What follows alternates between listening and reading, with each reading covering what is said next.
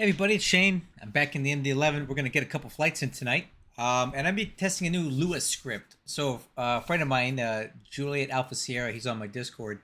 I think he and his mother recorded some files, and they're going to do some V-speed callouts, spoilers deployed, that kind of stuff. We're going to try that out tonight, see how it works. I think it might be cool to have some co-pilot stuff in here, because on most aircraft that I fly, I get like a V1 rotate callouts. I got none of that in the MD-11, so it'd be nice to have it. So we're gonna do cold and dark tonight. Kind of treat this like a tutorial flight. We'll just run it cold and dark. So we'll start with the initial cockpit preparation checklist. External electronic flight bag is on, and then we're gonna go parked with external power. Autopilot. Okay, then we're gonna check the parking brake released and the gear handle down locked. Get some lights on in here.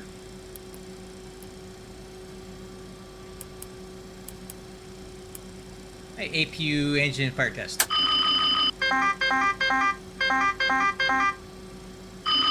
Engine 1 fire. Engine 2 fire. Engine 3 fire. Okay, and then we'll do the annunciator lights and air system test. Overspeed. Overspeed. Overspeed. Overspeed. Overspeed. Alright, IRS switches to on. And we should get a cargo fire test. Hydraulic pressure test started, and we'll go to hydraulic synoptic. Emergency power switch to arm. Emergency light switch to arm. Windshield defog on. No logo lights and nav lights are on. No smoking seatbelt signs. Sure, I'll turn them on. Why not? Standby ADI uncaged. Takeoff warning system. Throttle 1. Stabilizer. Engines 2 and 3 together. Stabilizer. Alright. EIS panel, which is basically this engine instrument and display.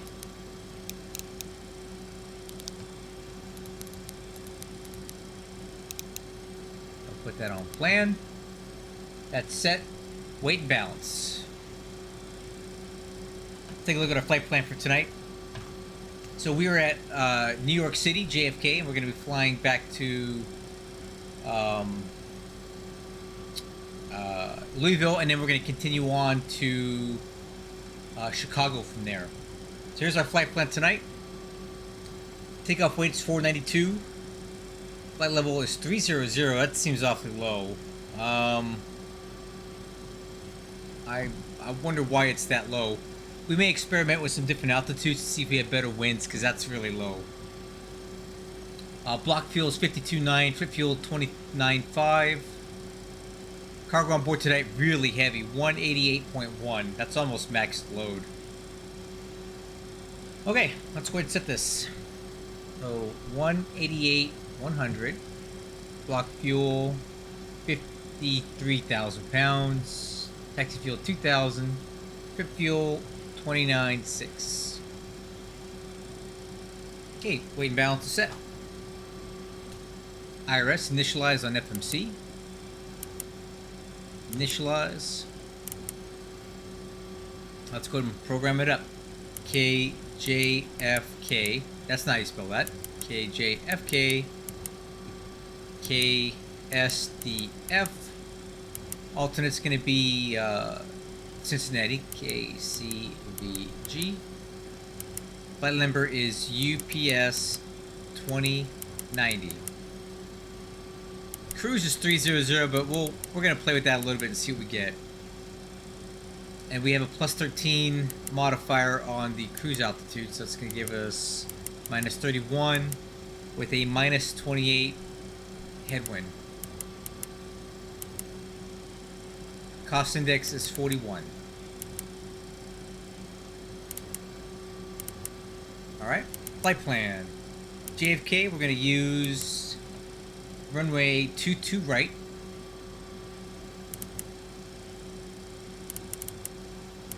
And we're going to use the JFK 5 departure. Insert that. And then from there, our flight plan says the following. Okay, direct to RBV, which is Robbinsville. RBV.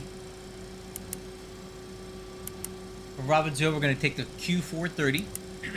Airways. Q430 to air. Insert.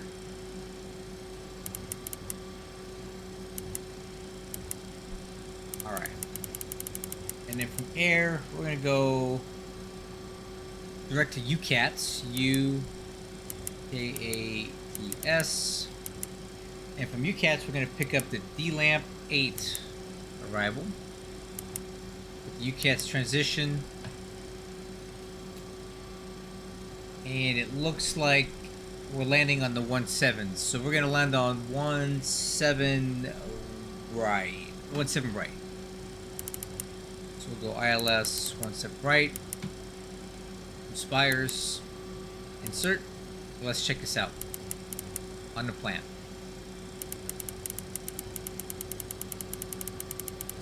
Looks continuous to me. We got a little break there. I'm gonna plug that hole right there. We got a nice continuous approach, and missed approach is loaded. Flight plan is checked and set. Okay, let's run some performance numbers. Hey, Tweedle. I think so. It is a little quiet out here right now, but it might spice up as we get going here. Alright, let's run some takeoff performance numbers from SimBrief. Alright, flaps 15, temperature 50, flight temperature 60. Okay.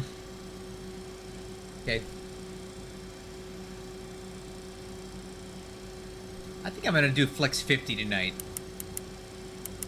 Flaps 15. 0, and the headwind component here is 11 knots. Wow, okay. 11 knot headwind. Outside air temperature is 26 Celsius. Go with these numbers.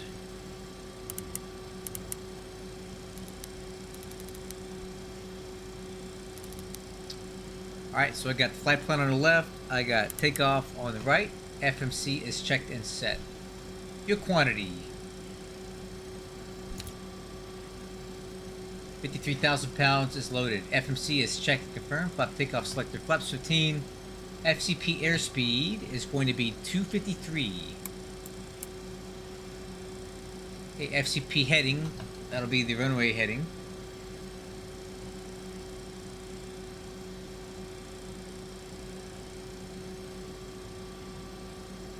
Kennedy 5 departure. Okay. Climb heading 224. Gateway climb to be assigned in a period of 22:00 local time. Oh.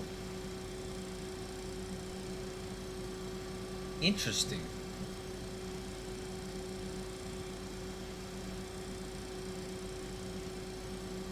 Little noise abatement situation here. So, I'm heading 224. We're climbing right turn to intercept the JFK radial 232 until 5 DME from JFK. That's interesting. Okay, so we'll start with 224. But what we're going to do here is we're going to go to NavRad. And we're going to put in 115.9. And then the course is going to be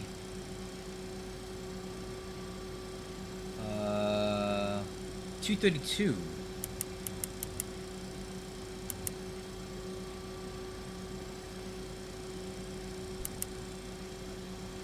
Alright, well there you go. We're going to fly that radial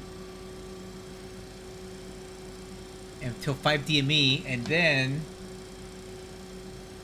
climbing left turn to 219, and then basically after that we're on course to Robbinsville. Interesting. Okay. Never done that before. FCP altitude, we're going to go ahead and set it up to our initial cruise of 30,000 feet.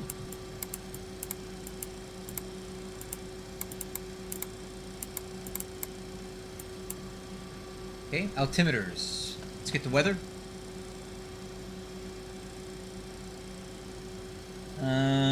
Okay. Information echo. Wind 20013, dew clouds of 5,000 feet. Temperature 24. Altimeter 2998.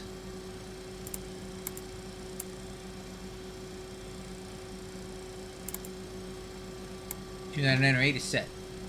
Auto brakes. Takeoff. Radios.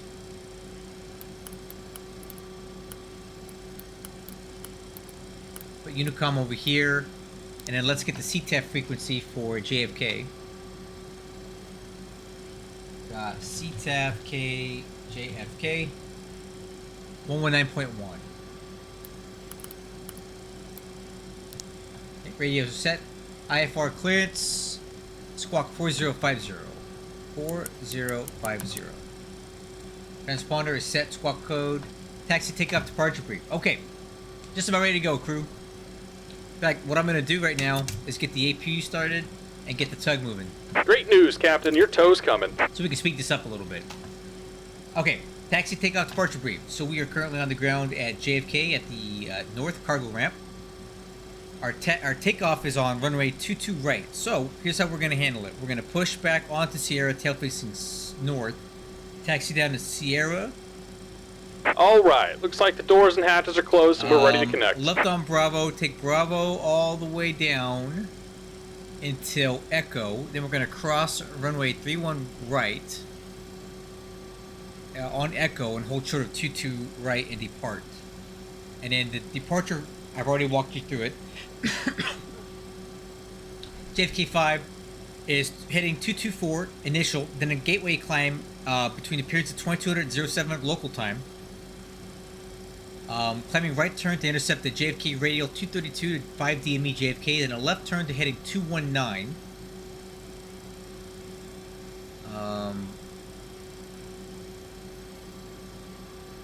And then we'll go direct to Robbinsville after that. Oh, there it is. I don't think I've ever flown that procedure before, but that's fine. Okay, takeoff taxi departure brief is performed. Before start, pushback checklist. Status page is on engine. APU is fired up. Doors and windows. We need to close those now.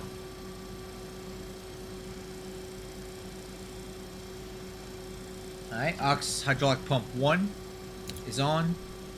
Parking brake is set. APU power is on. Ground power is off.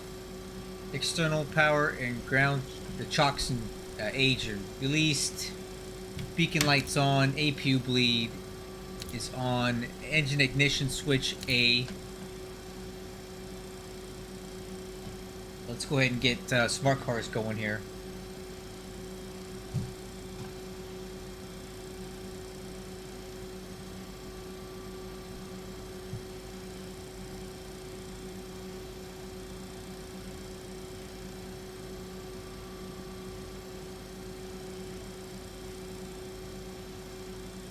Alright, we're set. Hey, push to start. Ground to cockpit. Please show me where you want to go. Tow connected and bypass pin inserted. Release parking brake. Alright, crew, are you ready? Safety on the left, safety on the right. Looks good. We're ready to push and we're ready to start. Parking brake released. Starting pushback. And you may start engines. Alright, crew. We got good air. Let's go engine start on 3. Button out, light on.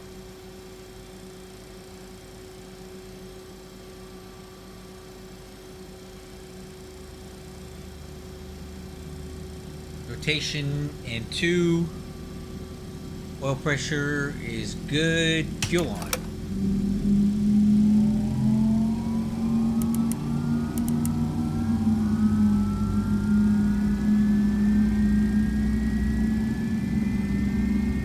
Okay, 45% starter valve is closed. Starting engine 1. Button out, light on.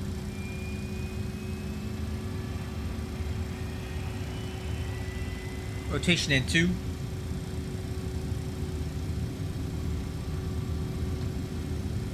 Oil pressure's looking good. Fuel on. Fuel flow, EGT.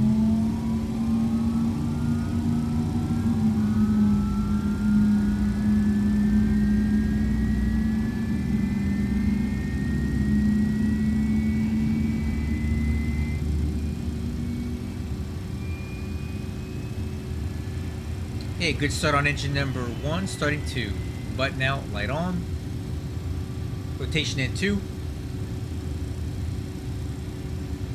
Oil pressure's coming up.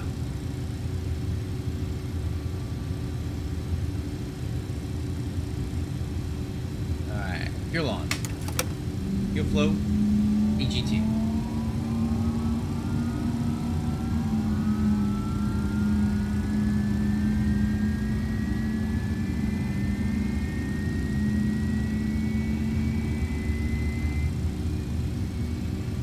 Alright, good start on engine number 2. At the start checklist, engine wing anti-is not required, APU bleed is off, APU is off, and standing by for Operation complete. Set parking brake. parking brake set. Disconnecting tow. Stand by. Alright, taxi checklist, flaps up for takeoff, flaps 15. Spoiler handle, armed. Stab trim. 5.8 aircraft nose up.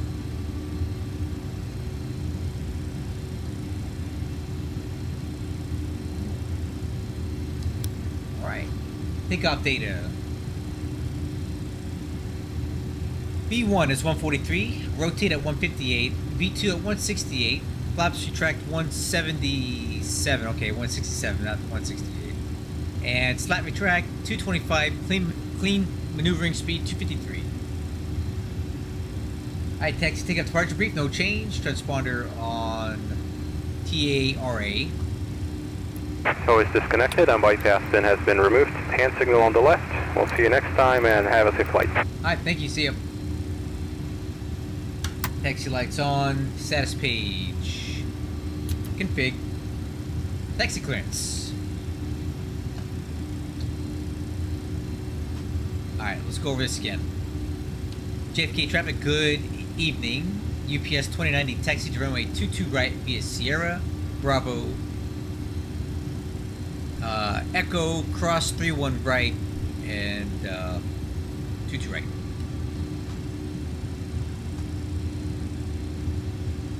Okay, I think we're ready, crew. Turn these lights off.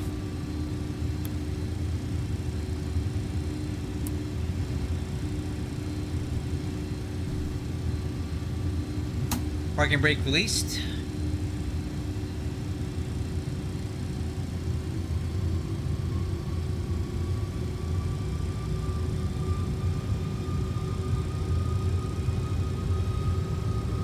Alright, nozzle steering left, right. Brakes checked. Ailerons left. Ailerons right. Elevator up. Elevator down. Rudder left. Rudder right.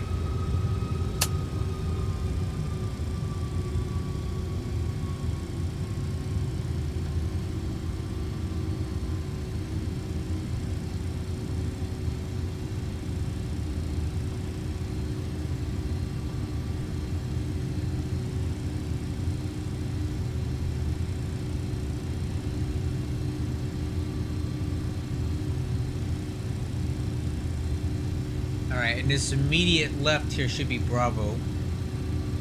Yep, Bravo.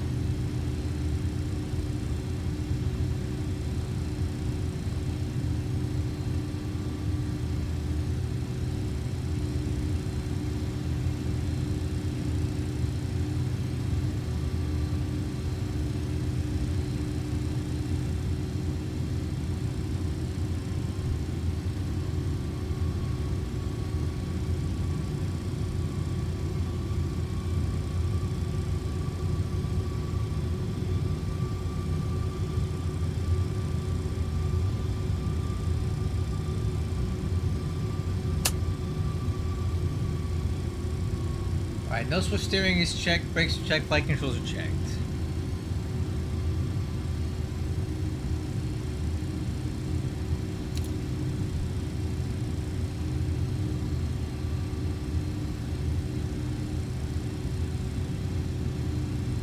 So I think the Lewis script that Sarah made is working. Let's try it out. I'm gonna do ground spoilers just for the heck of it. Spoilers deployed. Hey, check that out. That's pretty cool. I think that's Mom. That's cool. Thanks, Mom, for helping your son out with that. That's cool. We'll see if we get any other call-outs as we go.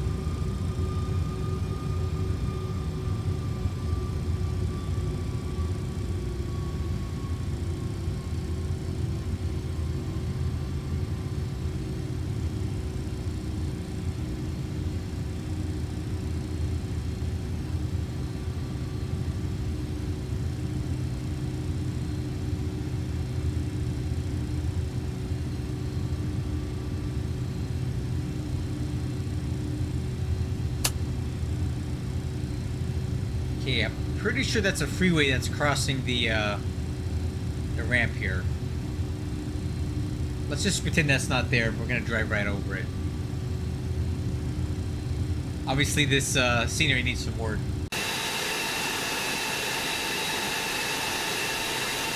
Oh man! Don't mind me.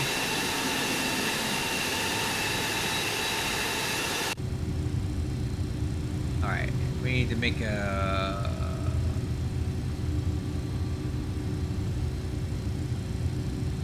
Pretty sure I missed a turn. So now we're on Yankee when we should have been on something else. I don't know, let me check. I'll check the map. This should get us there either way. Kennedy traffic at number 50, 28 lining up and taking up from 150 right, Kennedy.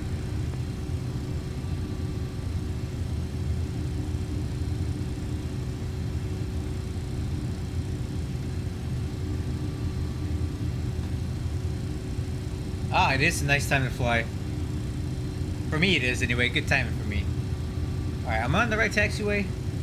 Oh yeah, we're on Bravo.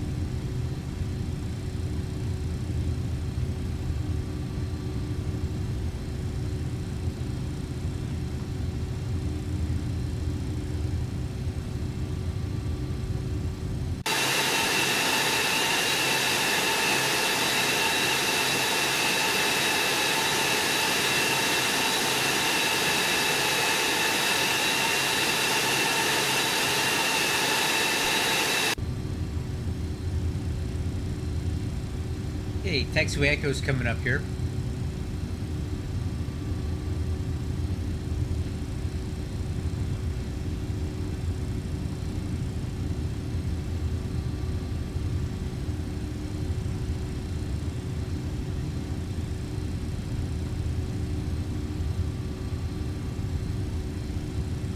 Then we're gonna, left turn on echo.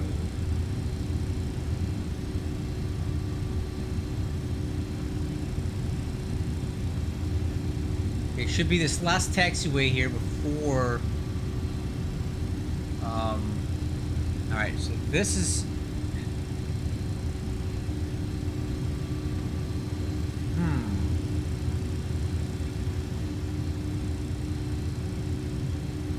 This is Echo, right? Ah, this is so confusing to me. Okay, this is Echo right here. Okay. Alright, 3-1, right is clear, coming left.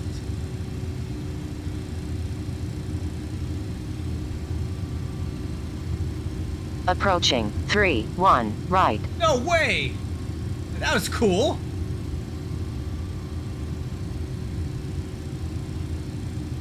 Oh, I guess the RAS system works for this aircraft too. I didn't know that. We just need to get that put down here.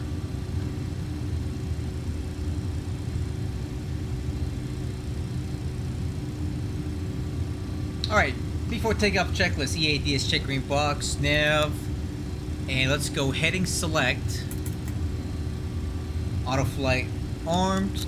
Did I say nav? I meant profile. And heading select, not nav. Exterior lights. Radar switch.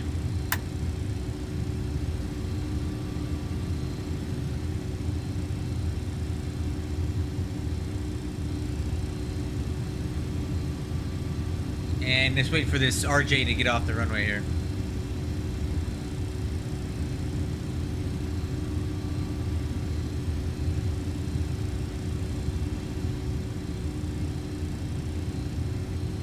Ah, there he goes.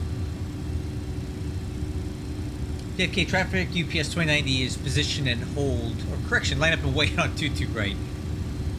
Oh man, I'm really dating myself here. I said positional hold. That's how old I am, guys.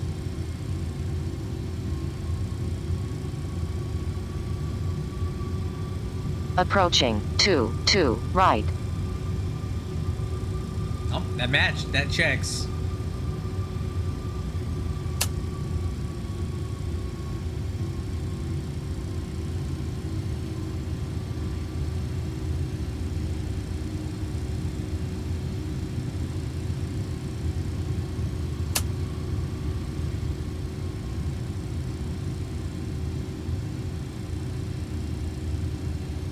On runway. 2 right.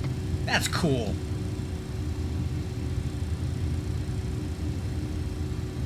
Okay, runway heading is 224.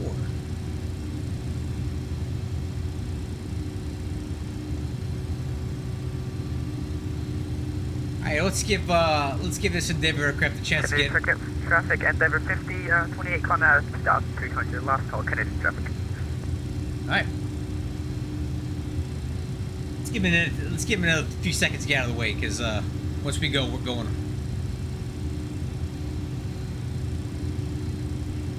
Alright, crew. Safety on the left. Safety on the right. I think we're ready to go.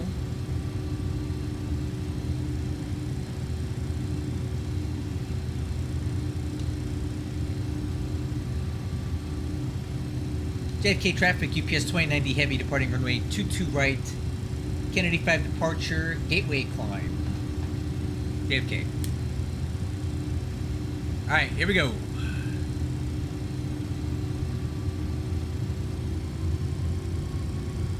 On runway. 2 right. On runway. 2 Thank you. right.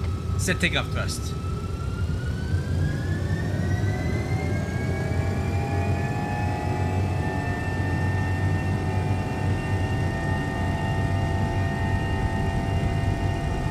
Thrust set. Airspeed's alive. 80 knots. Ooh, thank you. Takeoff clamp. I like that.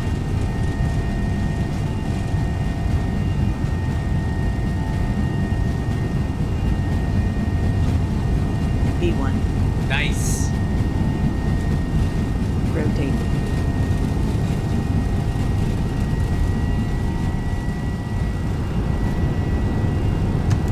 Gear up.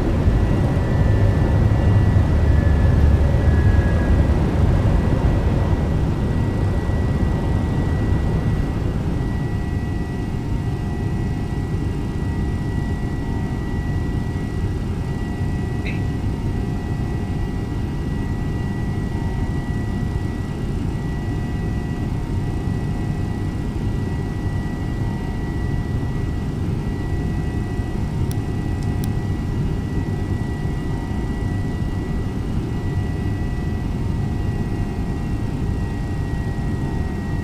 JFK traffic, UPS 2090 is clear of runway 22 right. Last call.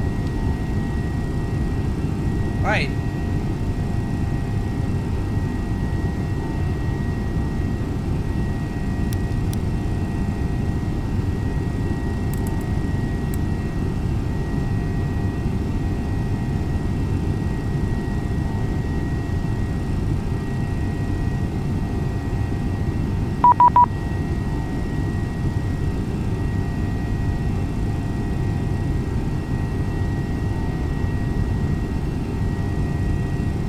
Alright, 250 pitch. speed checks, flaps retract.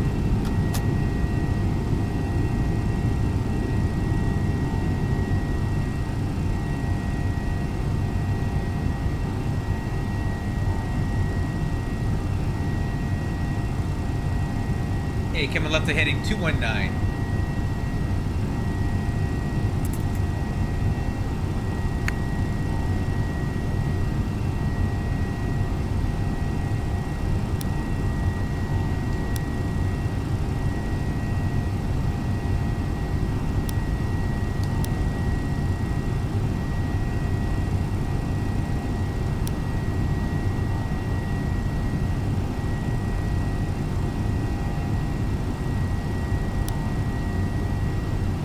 Okay, speed checks, let's retract.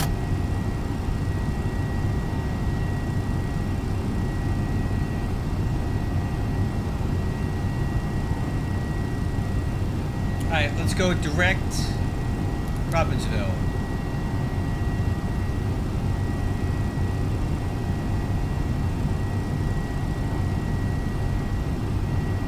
See if I can get Ned to come on there.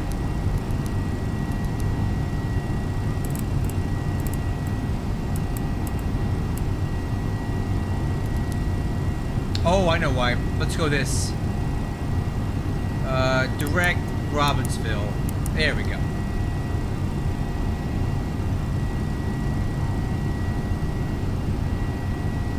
And nav.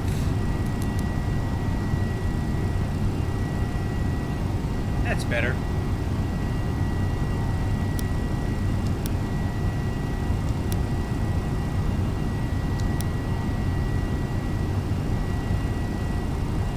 Okay, there's 250 knots.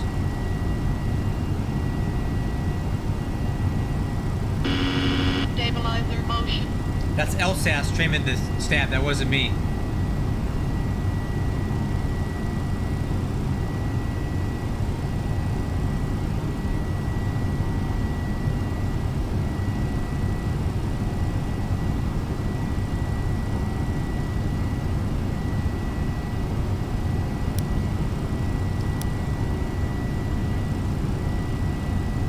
Number 253 pitch. All right.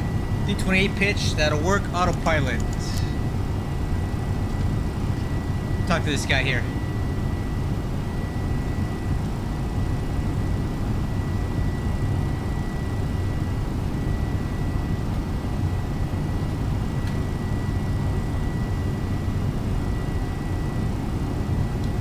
Alright, after takeoff checklist, landing gear up, lights out, spoiler handle. Stabilizer motion. Disarmed. Auto brakes off. Flaps slats up, retract. Flap takeoff selector, flaps 15. EADs, no alerts. Exterior lights. And holding for altimeters.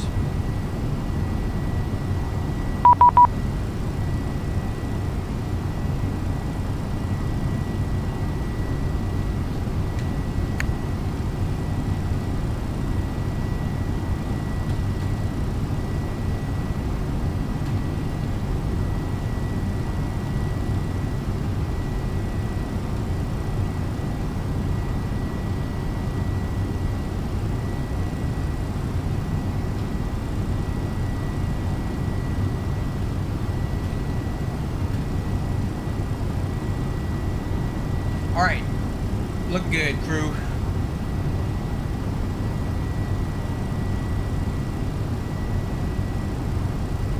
Hey, the Lewis script that Sierra made was excellent. I heard his mom's voice was very professional sounding. I heard 80 knots, V1, and rotate, and I think I heard V2 in there perhaps, but that definitely helped me. So great job, dude. Thank you. Thank your mom for recording those.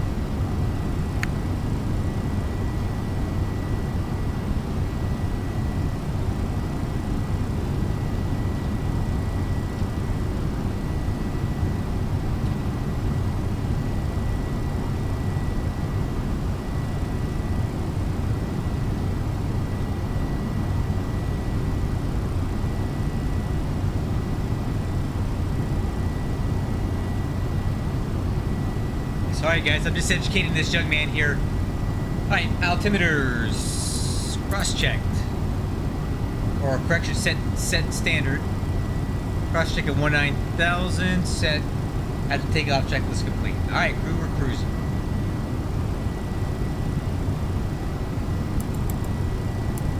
Bro wasn't on the right frequency, and he was also.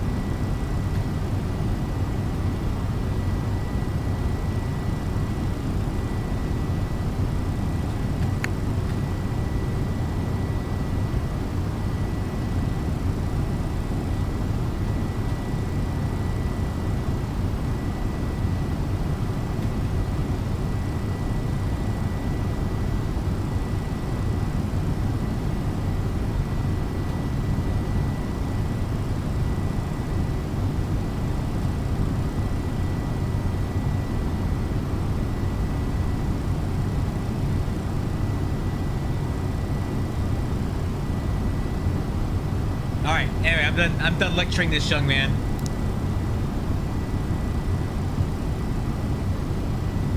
It's gonna be what it's gonna be.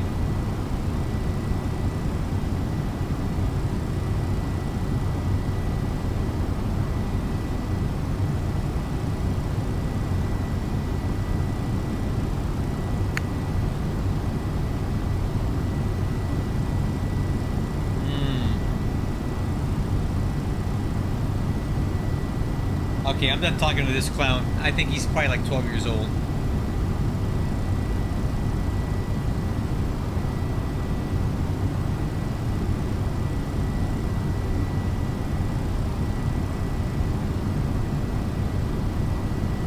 Look at this guy used the entire length of 22 right to land. Oh no, he didn't. Never mind. You know, I'm gonna shut up. Mind my own business. Just pretend I didn't say anything. Whatever. Okay, cool. Whatever, kid. Enjoy. Alright, climb to level 260 for 300.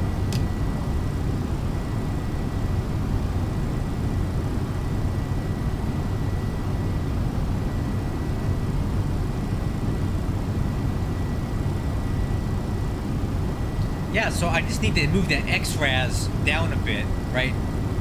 Via the coordinates. XRAS.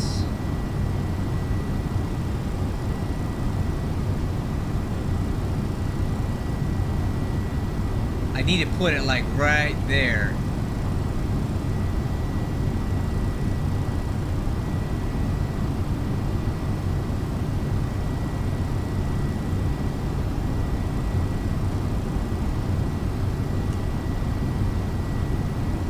Right there is where I want to put that.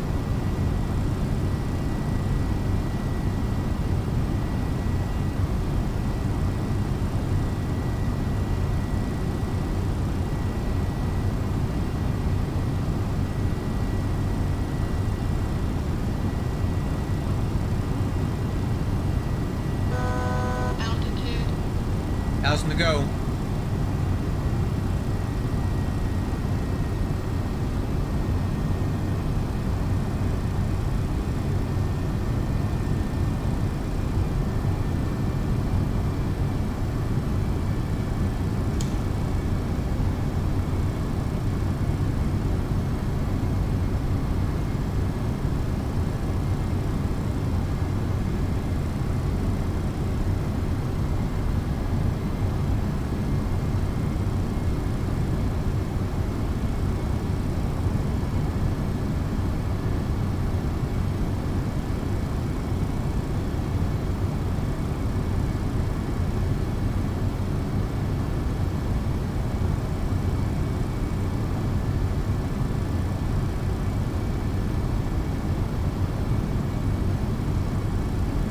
Okay, so we're at flight level 300.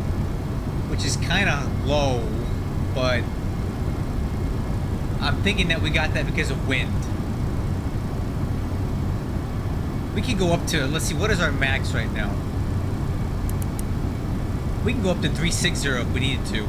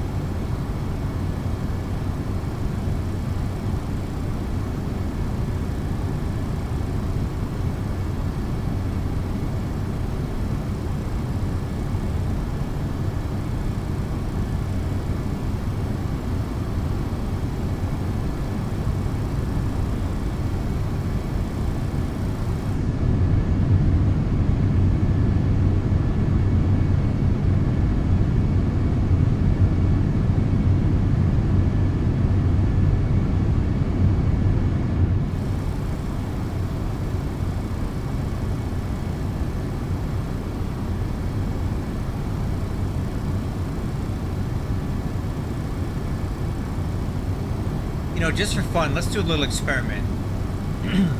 Let's take it up to flight level 360 and see how the winds are. So it's 313 at 34 here. Let's take it up to 36 and see what that looks like.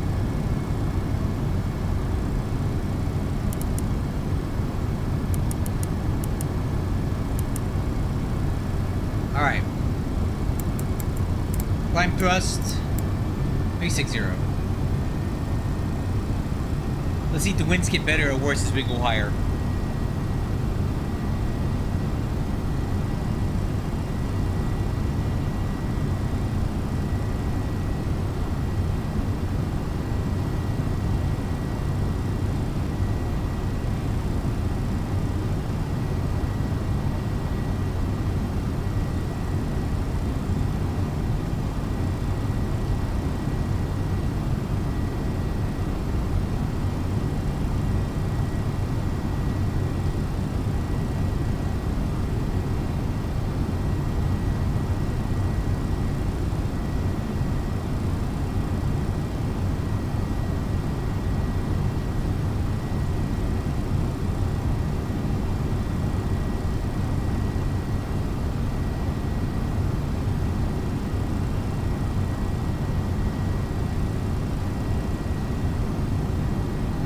Alright, I'm already seeing the issue here. Wind went up a little bit.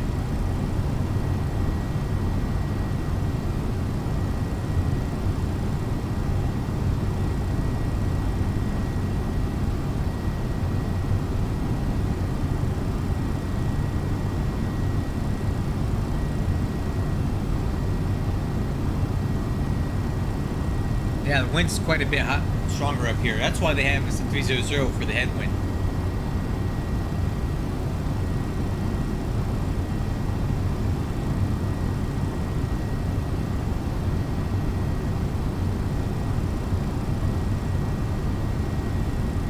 Yeah, there's no point even going any higher, is there? Altitude. Let's go back to 300 then.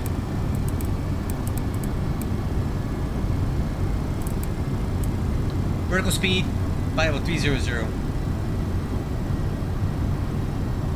Maybe I should adjust my flight plan. It's almost like somebody took the time to figure this out for me, right?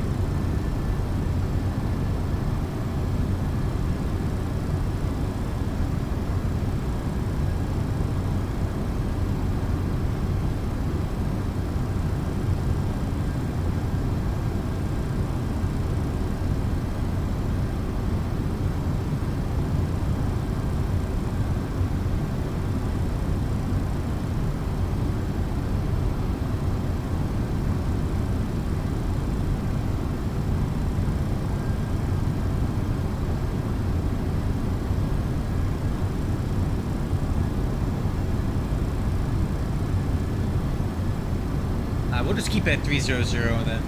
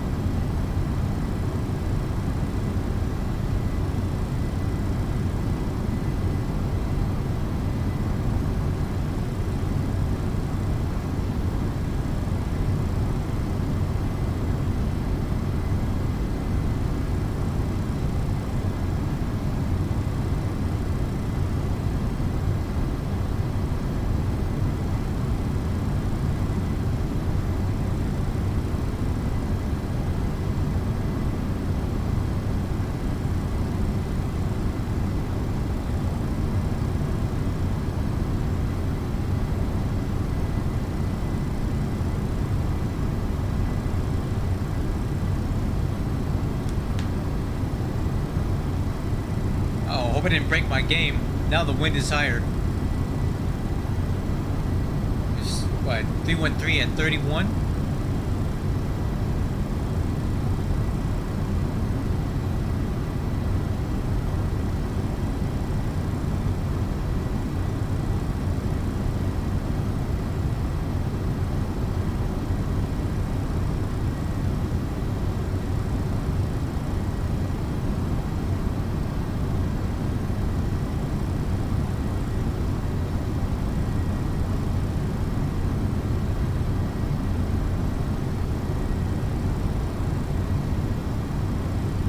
To go. Altitude.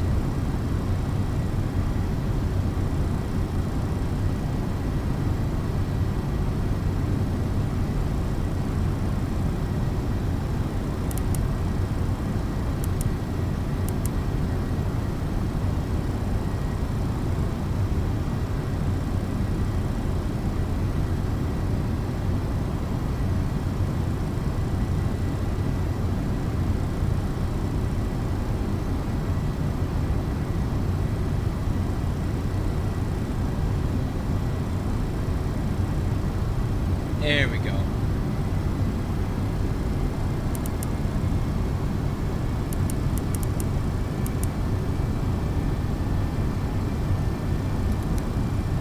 Alright, back 300. We'll just hang out here.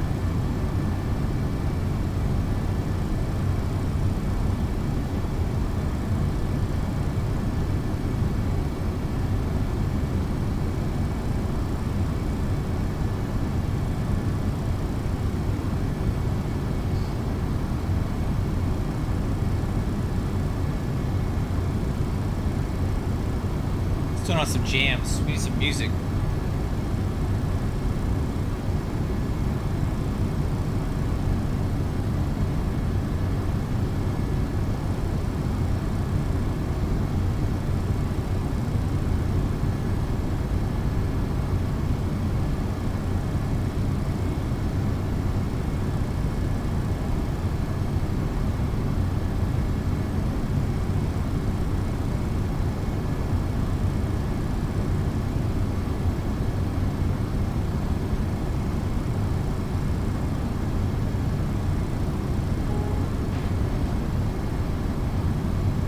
Hopefully this doesn't have a lot of ads in it.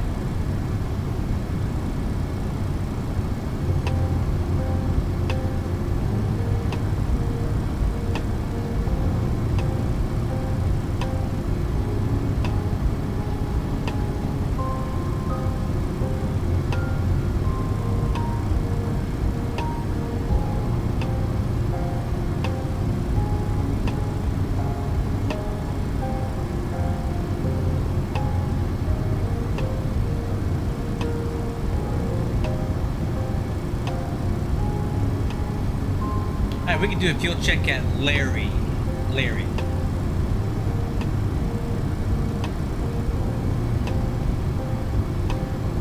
Alright, at Larry.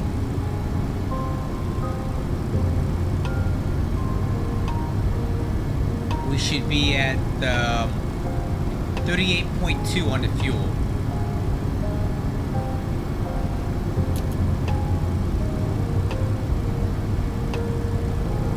That actually might be right on. We'll get pretty close there. So we'll cross at 2.2 minutes and we'll be checking to see how much fuel we have on board. Flight plan says 38.2 crossing Larry. So our fuel burn is right on target right now.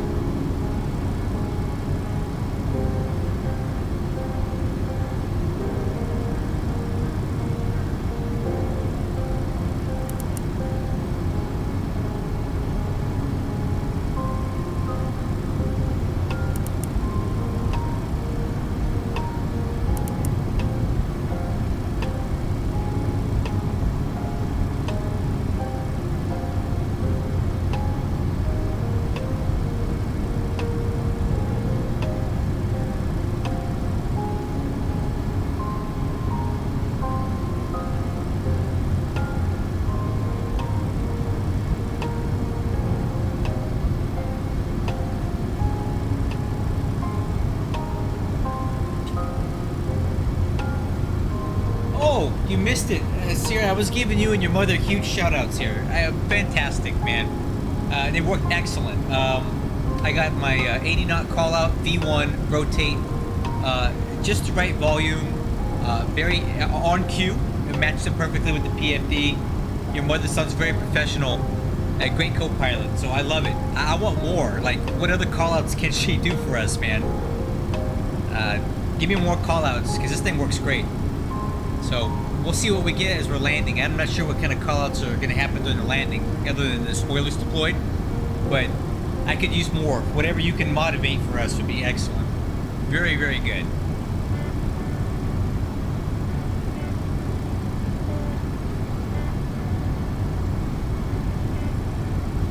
Okay, stand by on the fuel check on Larry.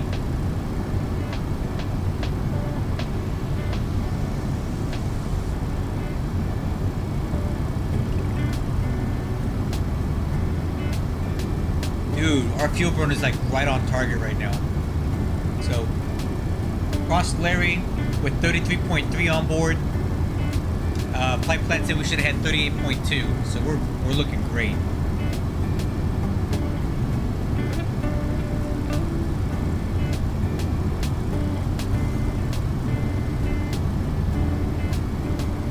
What other callouts can we get, man?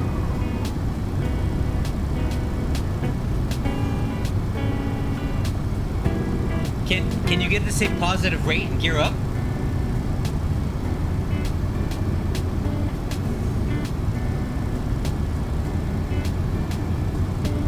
How about positive rate and gear up? That would help a lot. If you can do, I don't know if you can do that or not, but if you can, that would be really helpful. And the flap callouts would be good too.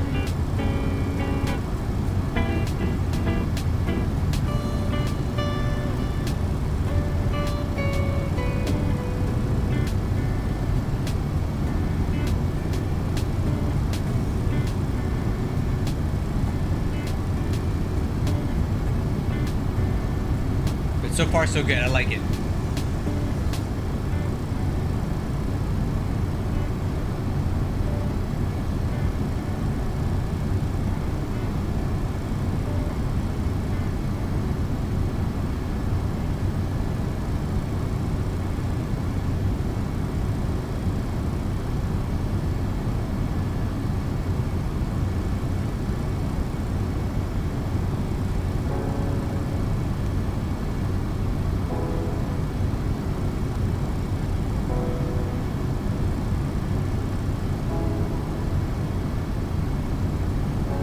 What's another fuel check we can do?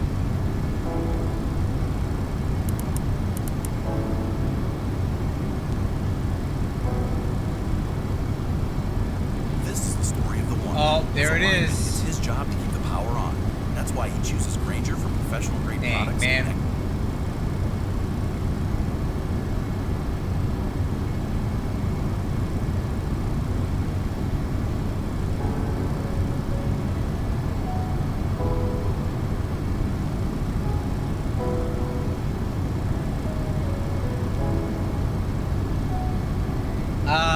that's, well,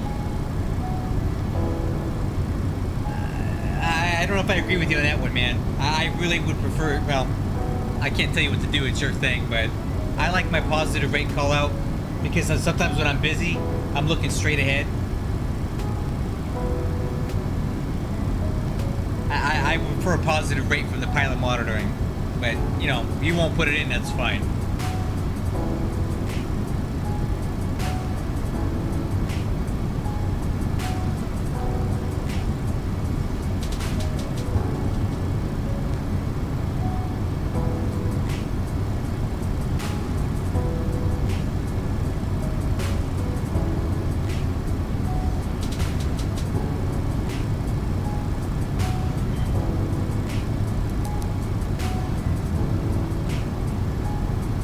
Do the next check at Lejoy.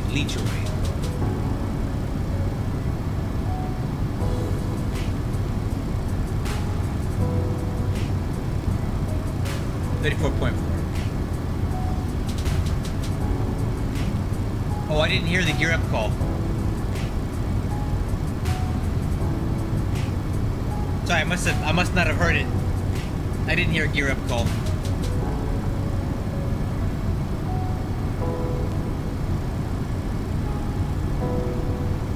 Yeah, if you can add it, that'd be great, man. I would personally appreciate it.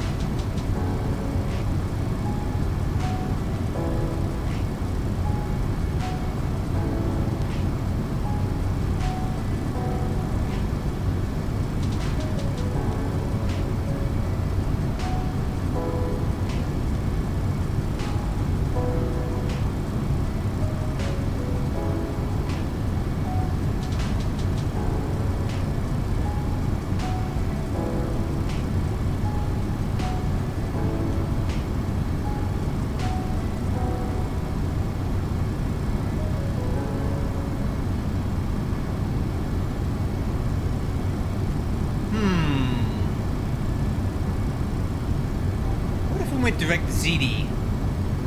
Would that save us some time? I bet you it would. I mean, there's nobody really out here, right? Let's try that.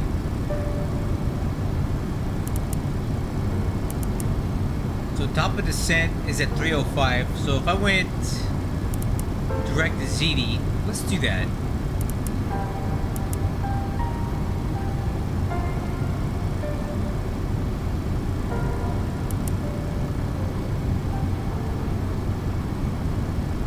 That won't save us a whole lot of time, but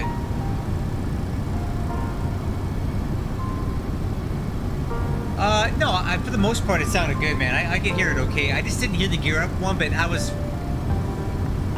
may have heard it. I was just really focused on flying that takeoff, so I may have had some tunnel hearing.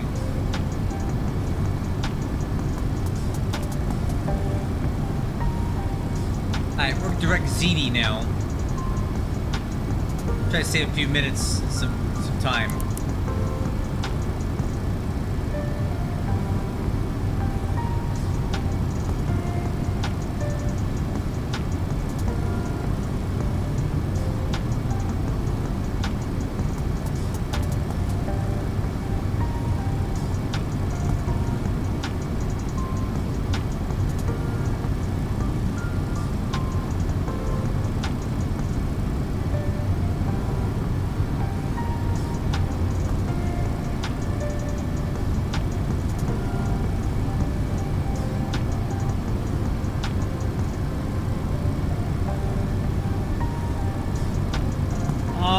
Tell you what, I'm gonna fly another flight here once we land at Louisville. So I'll listen for it on a second go through.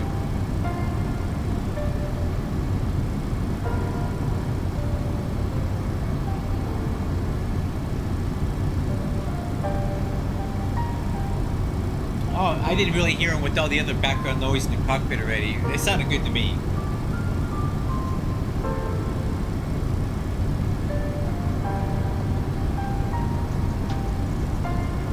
Alright, so let's set it this a little bit. So we're going to take out Lejoy, Air, and UCATS.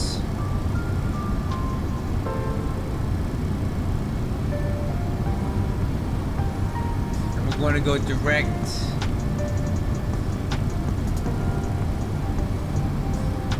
to ZD.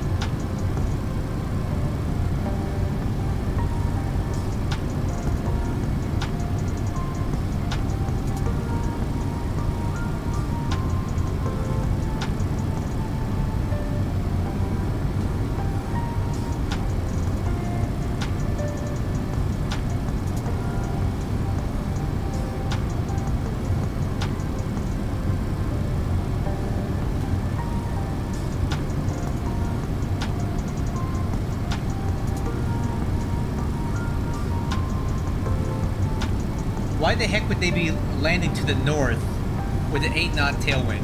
That makes no sense to me. I don't want to do that. I don't want to do that at all. We're not going to do that. We're going to use 17 right. I'm not doing that. Here we go.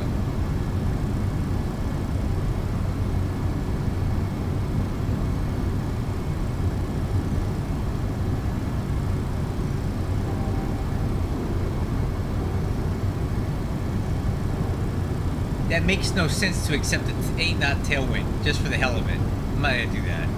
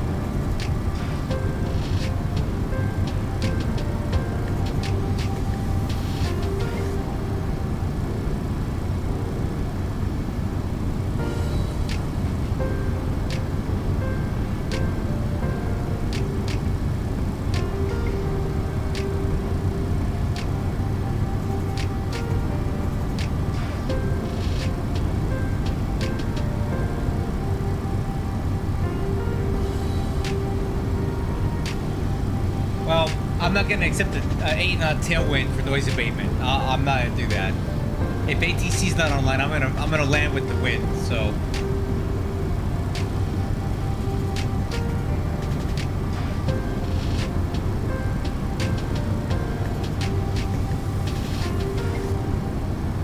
And rain.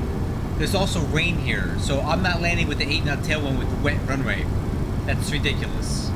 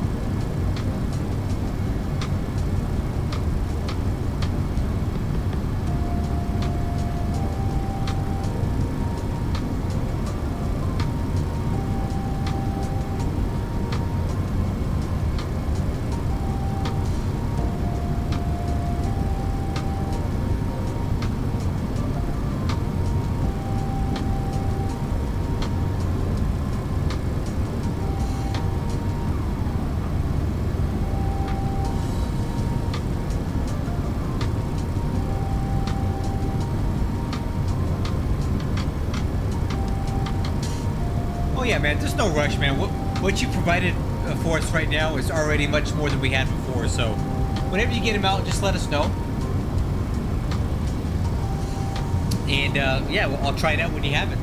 Yeah, I remember marching band season, dude. I was in marching band for many years in high school. We started summer camp 2 weeks before school started for 4 hours a day, and then it was every day, and then practice on Tuesday night and a field show basically every weekend for half the year. So I totally get the marching band thing, dude.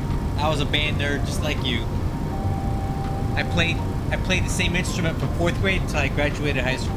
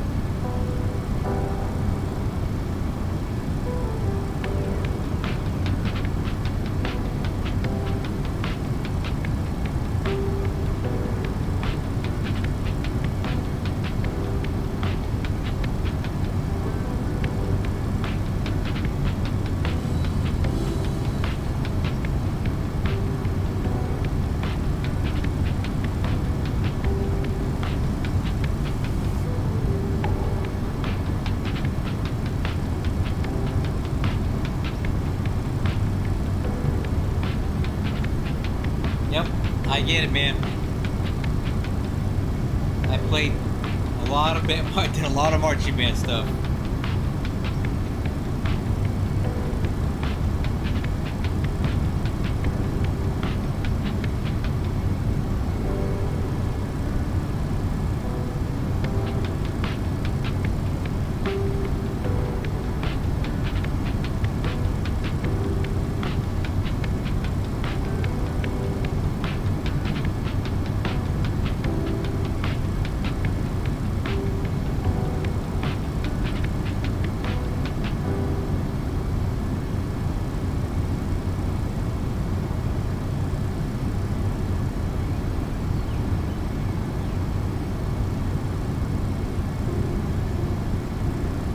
That's right. Hey, yeah, I played the trombone.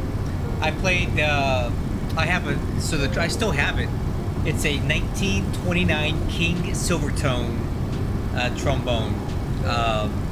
It's silver color. It's very lightweight. I love it.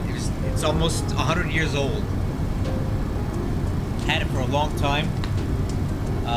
And also in middle school, I played an F trigger trombone too. I really liked it because you never had to go down to like 7th or 8th position for any notes. The F trigger like gave you 5 slide positions when you used it, but it was kind of heavy. It was kind of tail end heavy, so it wasn't very good for marching band. Let's see what else. Oh, and then my favorite mouthpiece is a 6.5 AL. A lot of times I use 12Cs, but I prefer the 6.5 AL. That was a good mouthpiece for me.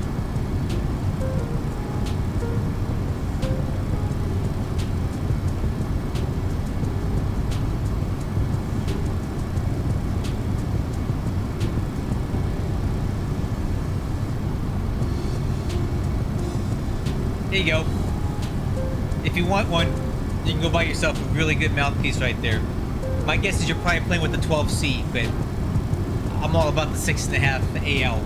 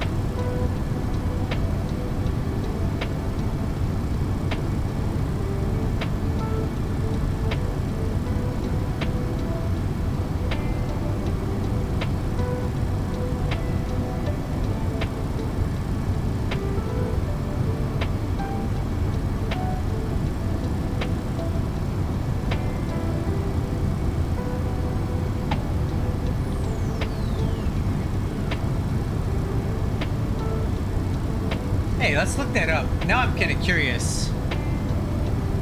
Let's do this. 1929 King Silvertone trombone.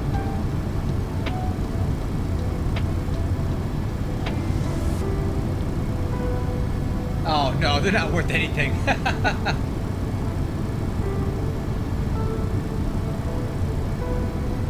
Yeah, mine has all this embroidering on it, and the slide is not discolored like this.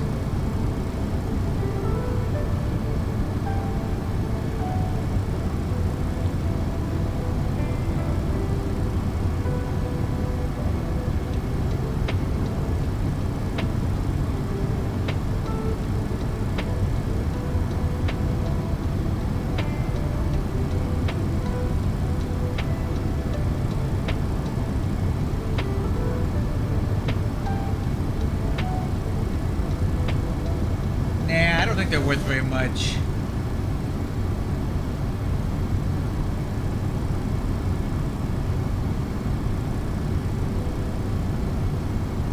That's okay. It's priceless to me because it's I've had it for so long.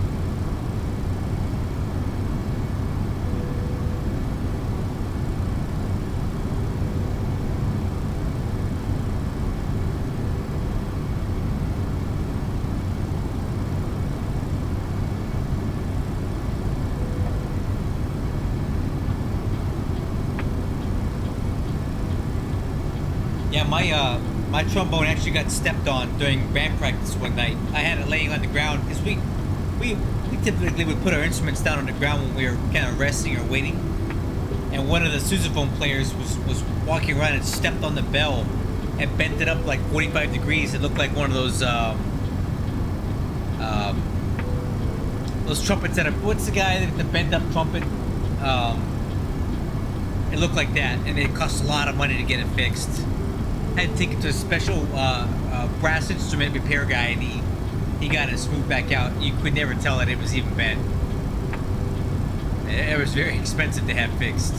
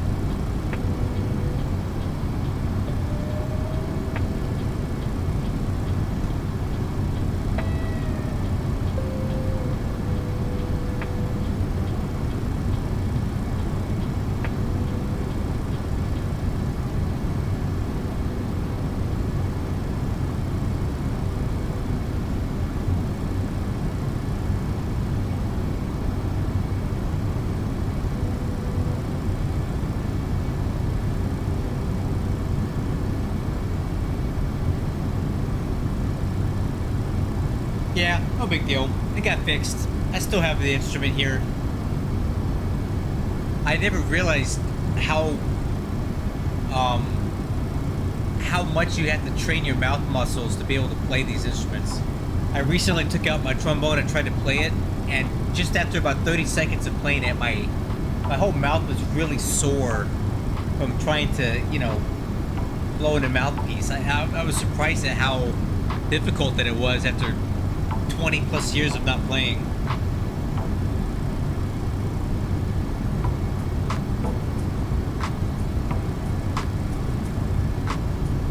Oh, the old launching slide trick, huh? I never lost a slide like that. But I did take my my slide off once, and I said on guard. I tried to challenge somebody to a sword fight.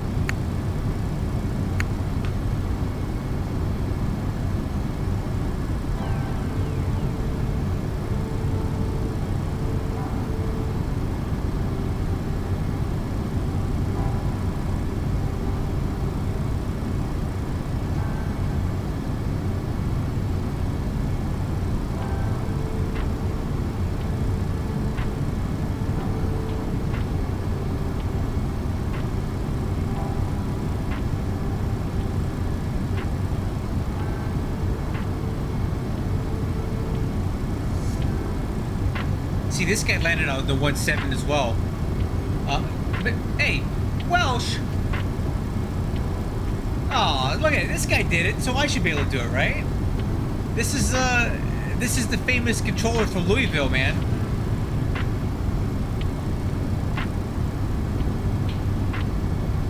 Everybody's landing on the 1-7 despite the 8 is saying 3-5. So if Stephen Welsh is gonna do it, I'm totally gonna do it. FDX 341.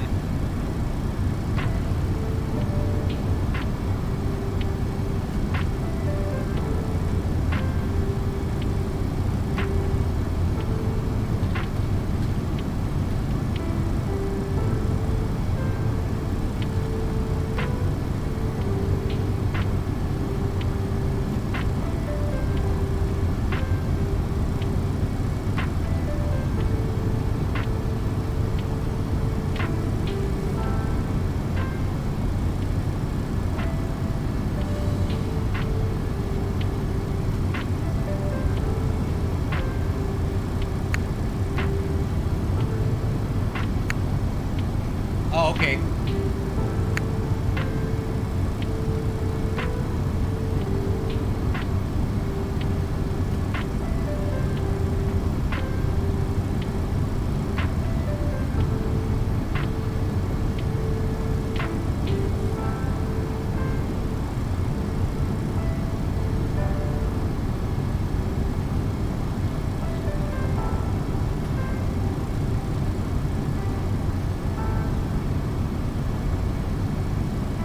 Yeah, I'm totally landing. I'm totally landing. Look at this weather. We're totally landing to the south here. Let me see if this thing is showing the weather. Yeah, look at this. There's all kinds of weather through here.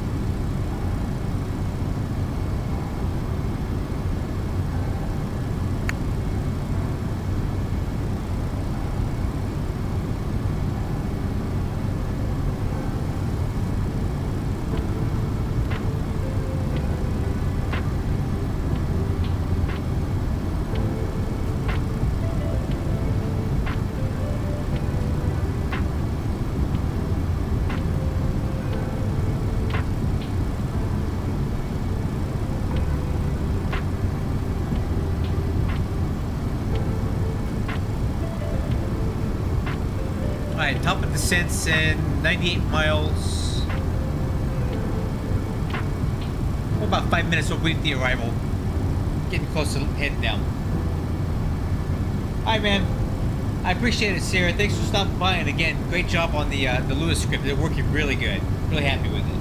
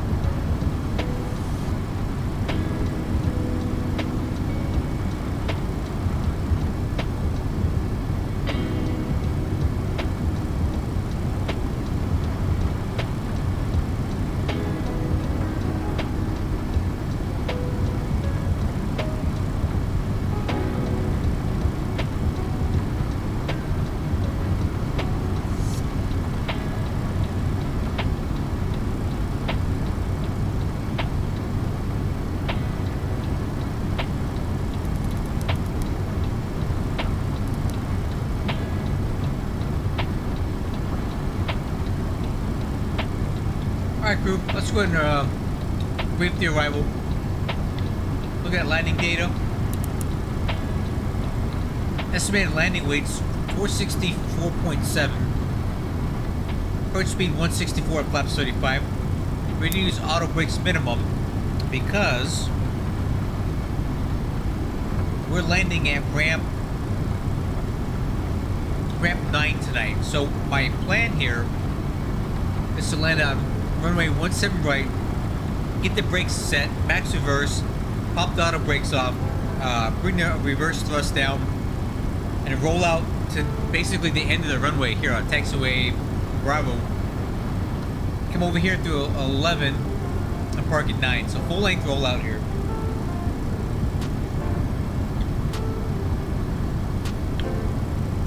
We're the D-Lamp 8, but we're going direct to ZD right now. So at ZD we need to cross the flight level 220. We have a number of crossing restrictions along the way. I'll check to make sure these are in the FMC. And that's going to end at Swain at 210 knots, 6,000 feet. And that'll get us set up for the ILS 17 right approach. Yep, speeds are in there.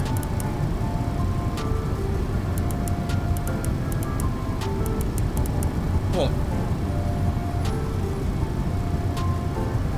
And let's go over the ILS runway 17. RVR is 1,800 feet or 1/2 mile visibility. Decision altitude is 685 baro. So at the Seawain, we're going to start heading down towards Spires. And we need to be at 4,000 feet, max of 210 knots. But we'll probably be closer to about 180 by that point. We'll fly continuous ascent profile down to Churchill. We need to be at 2,500 feet. We'll pick up a 3-degree glide path down to the runway threshold, which is at 485 feet above ground, above sea level. Above sea level. MSA from the Louisville VOR is 3,600 feet. And the missed approach will be climbing to 1,600 feet, then a climbing right turn to 4,000 feet on heading 275. And outbound the Louisville VOR radial 279 to Damon and hold. Towers on 124.2. Alright, so the arrival and approach briefing is brief. Wind tag is not currently required, but it might be if we go through some clouds. Decision altitude is 685 baro.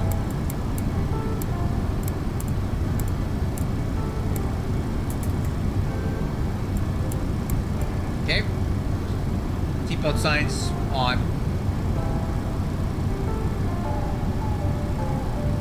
Alright, so we're just waiting for a top of descent, which should be coming up here in about 6 minutes.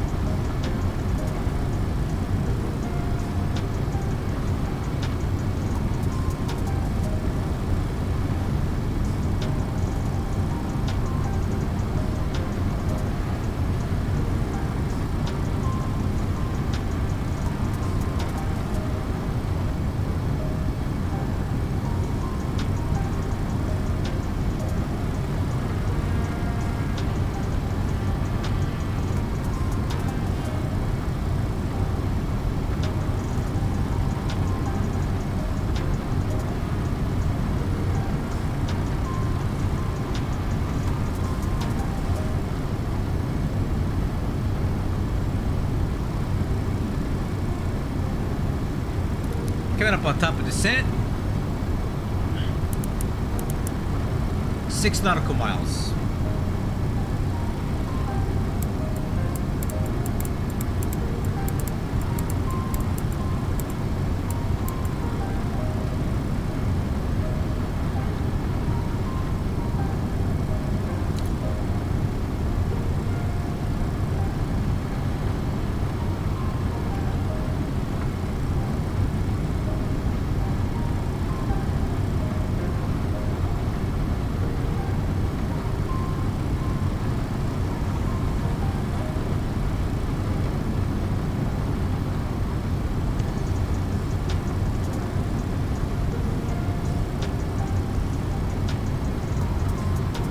Oh, see, now the wind has changed. 1804.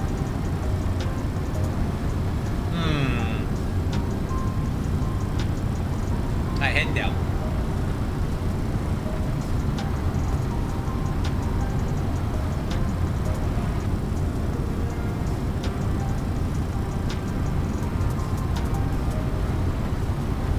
I don't know. Let's see.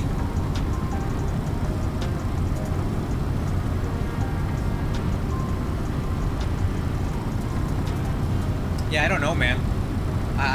To me, it should just be automatic. Well, I don't really see any other traffic going in there right now. Transferring credits into WGU it was a great experience. Oh, that's great, bro. 6 or 7. All right.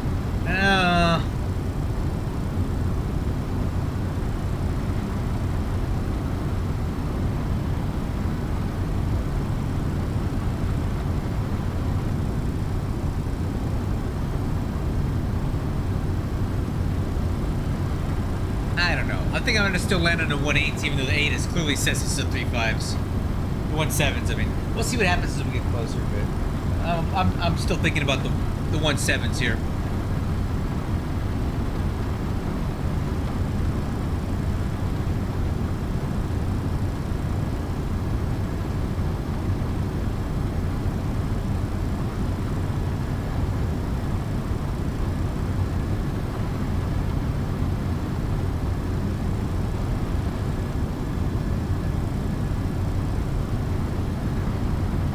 Oh, I do. Here's a problem. I can't play Spotify music on my YouTube channel or I'll get a copyright strike. So I have some copyright-free streaming channels that I can play music from on YouTube where the music is intentionally made free for content creators, but the bro that did it left all the ads in it, so every now and then an ad will play. But if I were to use Spotify during my stream, I would be, you know, demonetized and get in trouble from it, because a lot of those songs are copyright protected. But yes, I do have Spotify Premium because I listen to it on my phone like constantly.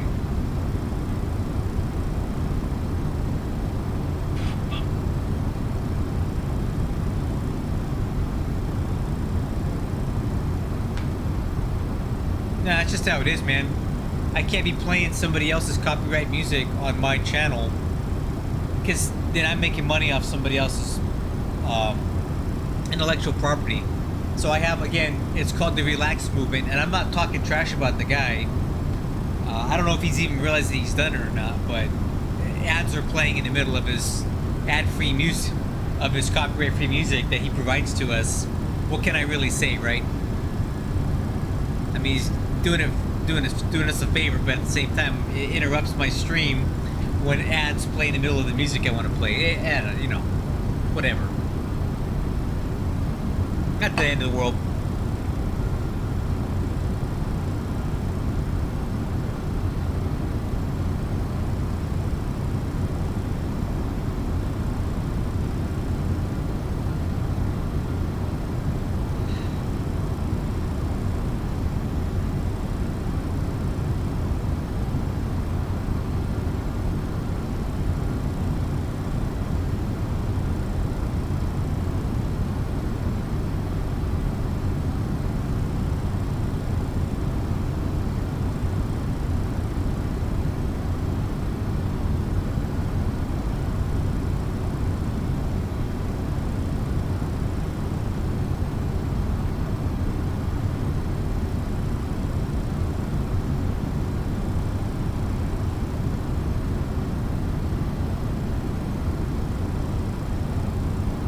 Well, you can turn off the ads if you want to, but then he wouldn't be making any money off of his channel, and you know he has a right to make money, just like I do. So I'm not trying to bag on the guy at all. It's good music that he provides. All right, let's do one last weather check here. Oof, that's bright. Information India is current. It's still landing on the north runways, but I'm not doing it. 1804, 9 statute miles visibility. Rain. View clouds of 4700. Altimeter 2909.6.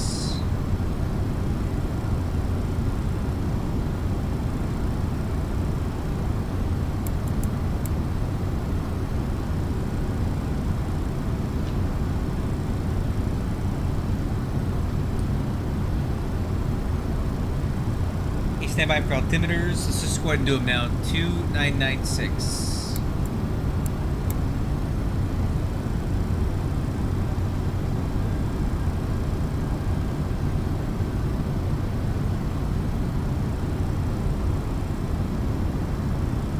A 280 thrust.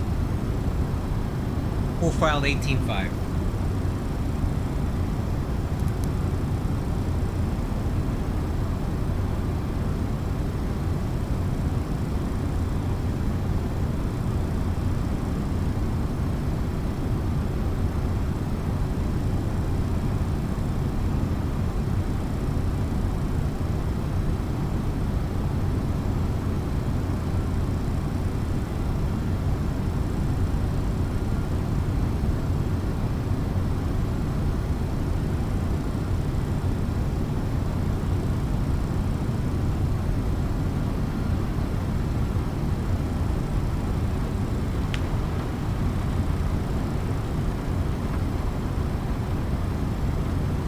That's right, man.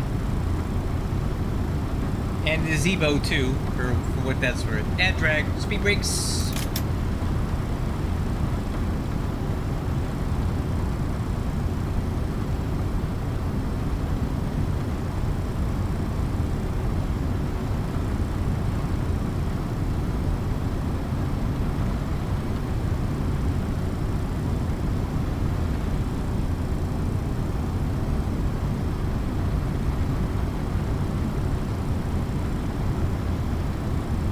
I love them too, man.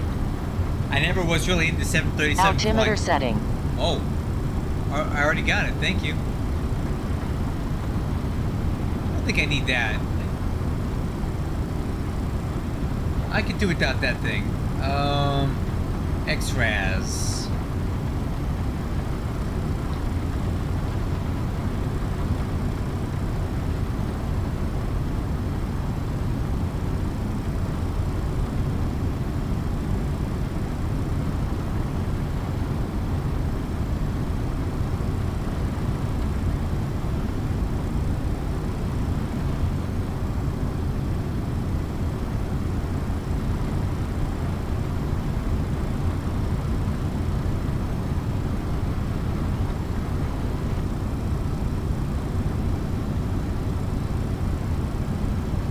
Oh, whatever.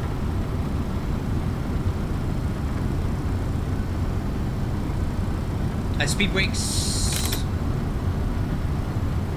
Hey, welcome aboard, man. You are just in time. Brown over blue. We are descending to 15,000 feet, and we are heading down towards Louisville here now. Hey, what's up, Danny Ray? Welcome aboard. Just in time for the landing. Better do a good one now. I got everybody here. CDU message. Altitude area at neighbor. Okay. Well, alright.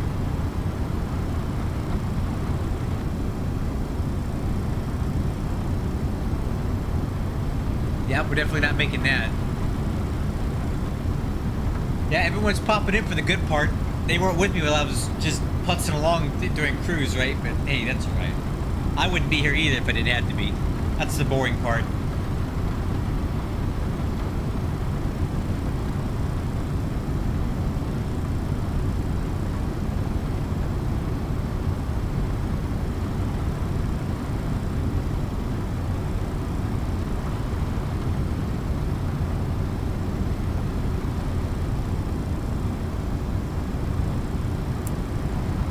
profile of 10.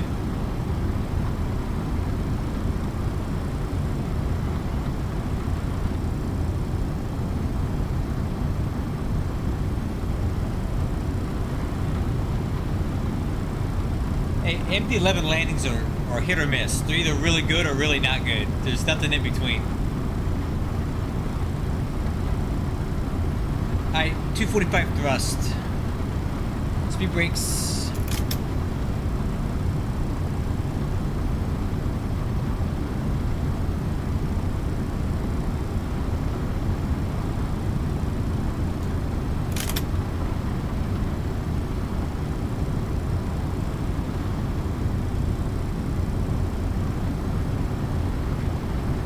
Airport's over there. Altitude. 1,000 to go.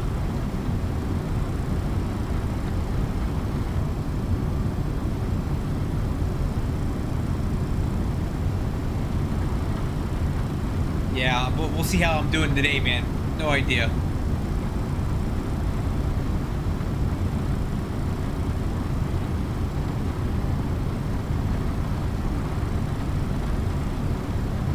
That's Stabilizer motion. Let's get this speed under control here, and then we'll continue down. Alright, close enough. Alright, altitude to 4.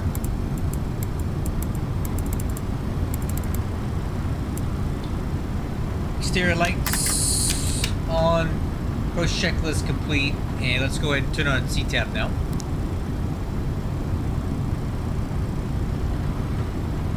No packs on board, so if I bust a couple packages, I'll just blame the package handlers.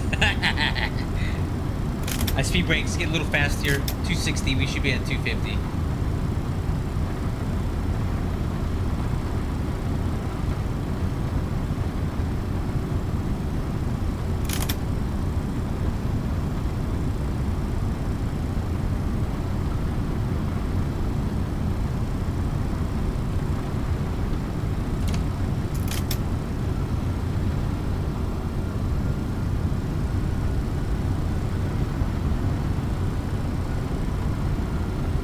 Hey, profile to 6,500.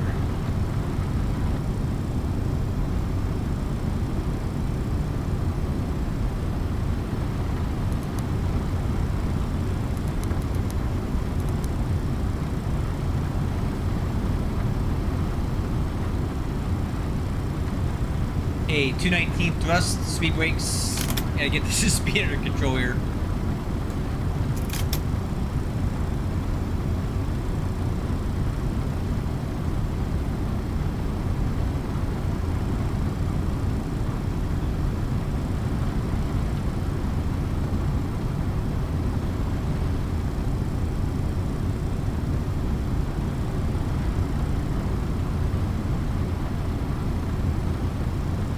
Auto brakes, minimum, speed brakes, extended, armed.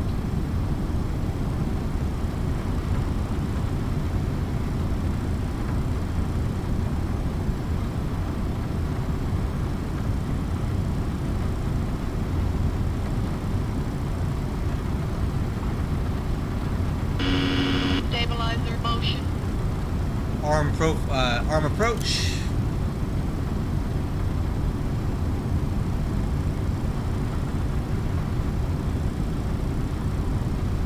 Alright, speed brakes retract, speed checks, flaps 15.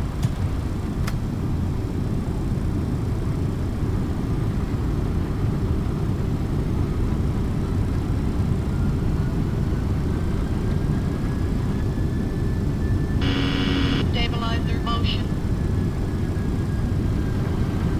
Alright, 196 thrust. Hold 6,000.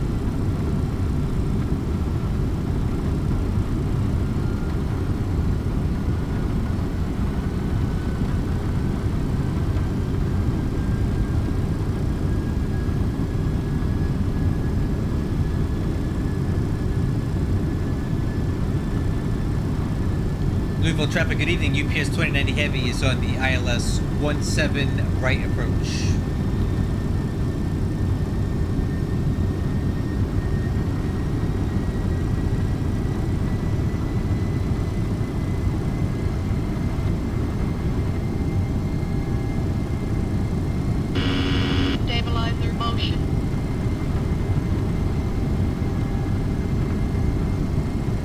localizer's alive.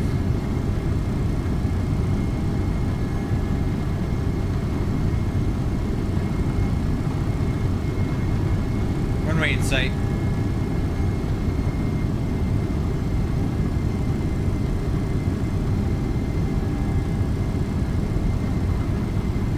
Localizer capture.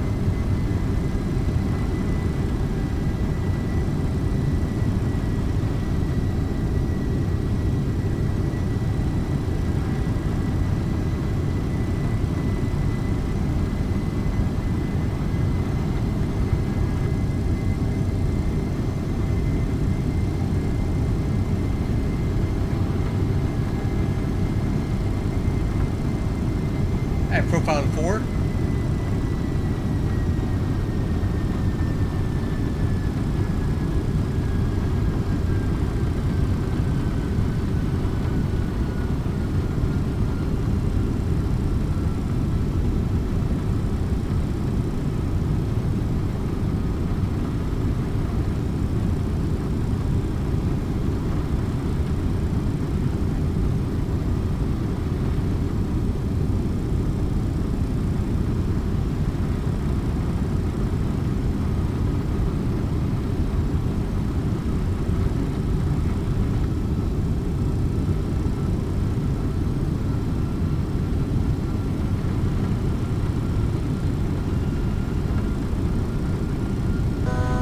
Altitude. Alright. Altitude 25.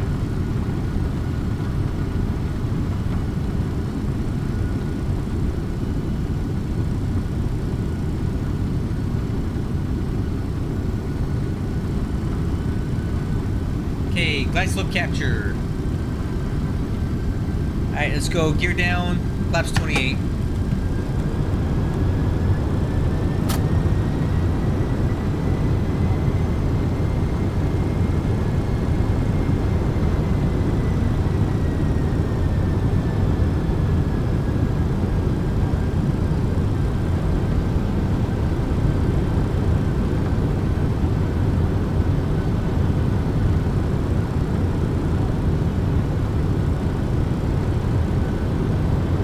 Okay, speed checks, flaps 35. Landing checklist, landing gear down, 4 green, spoilers arm, auto brakes minimum, flaps 35.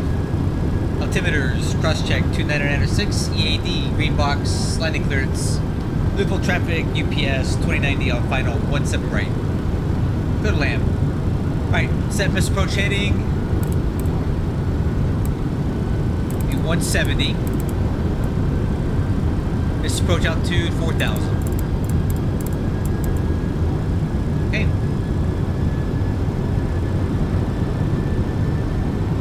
Oh, always in time, man. Okay, I'll try in HD. I'll try to give you butter. I'll try, man. No promises. It's an MD-11, so you never know what you're gonna get.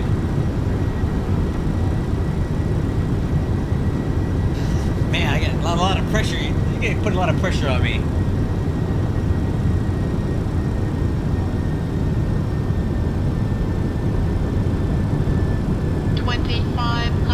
Autopilot coming off. Autopilot. Autopilot. Okay, a little out of trim, correcting.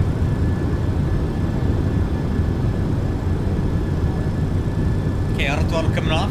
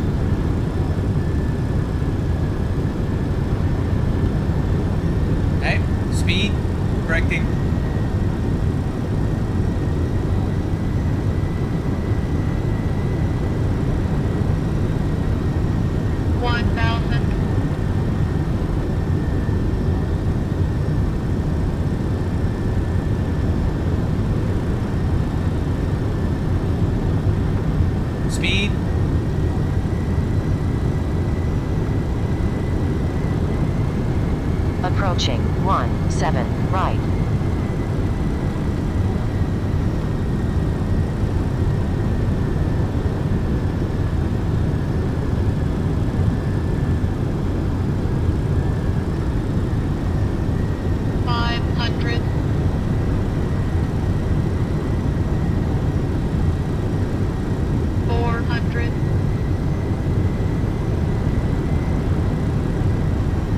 Approaching minimum 300.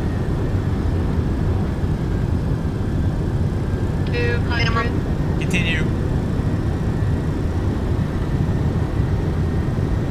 100. 50. 40. 30. 20. 10. Nah. No butter. Spoilers deployed.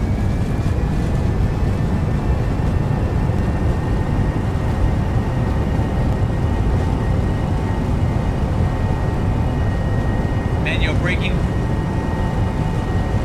Full length, full out. 3,000 feet remaining. Versus normal. No butter. You guys put too much pressure on me. 2,000 remaining.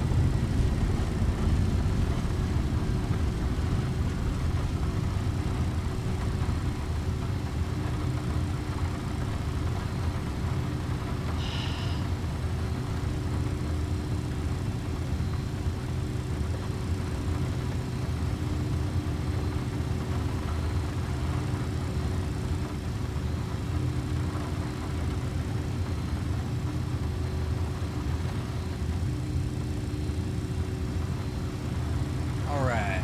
After landing checklist, spoiler handle. Up retract. Flap handle. Whoa! I'm dropping stuff.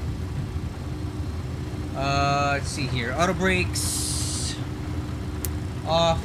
Radar switch. Off. Landing light. Run rate turn off. Strobes are off. APU coming on.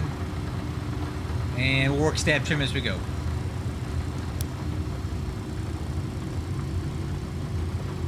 Yeah, it was alright.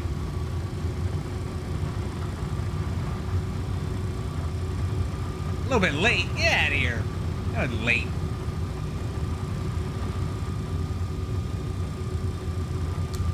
Okay, stab trim set. After land checklist complete.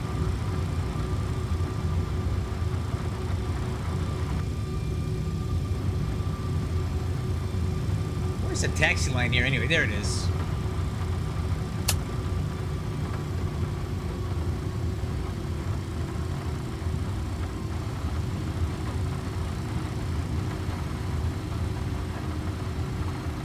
So that landing rate thing is not very accurate.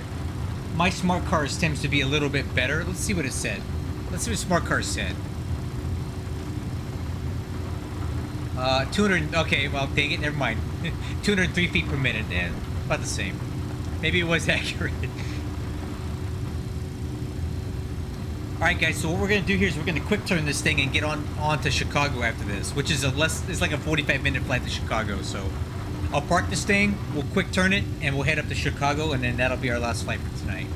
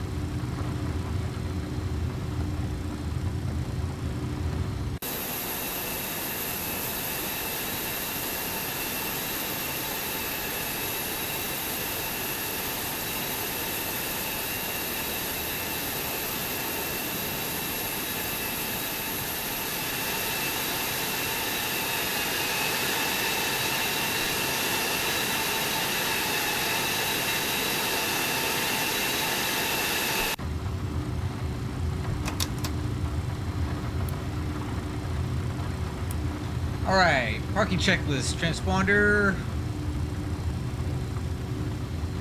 Standby. Fuel switches. Alright. Headphone warning. It's horrible. Mango, what did you do to these sounds? Alright, we'll skip that. That stays on. Beacon light. Chocks and ground power unit.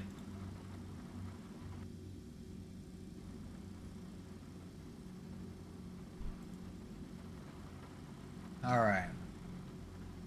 So let's go external power on. Leave the APU running. Cool.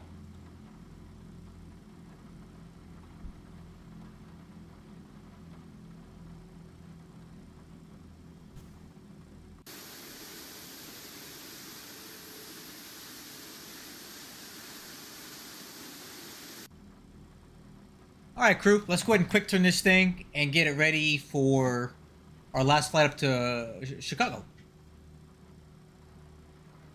Spoilers deployed sounded really good. I heard it just fine.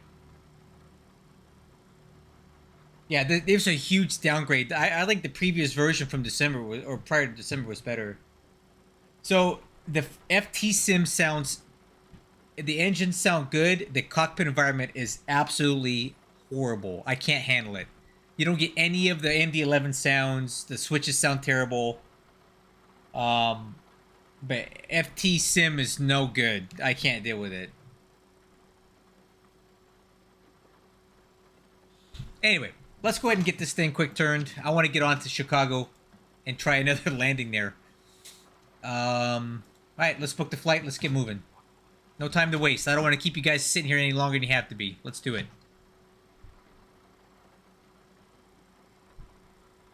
Aircraft hangar, MD-11, and which aircraft did we just fly anyway? I don't remember. I think it was 260. Yeah, this one here. And then we're gonna head up to ORD.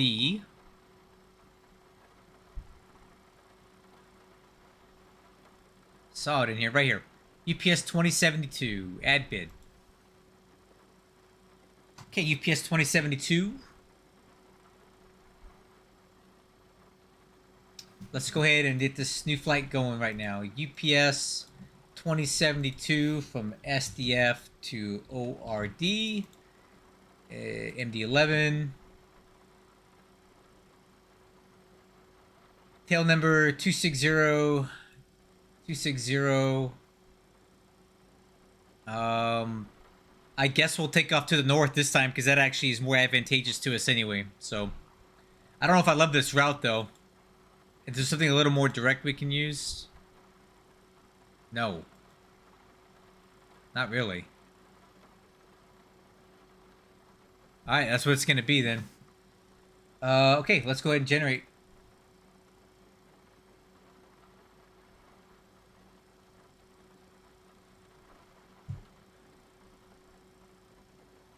And we'll pre-file. Let me go ahead and log off of this real quick.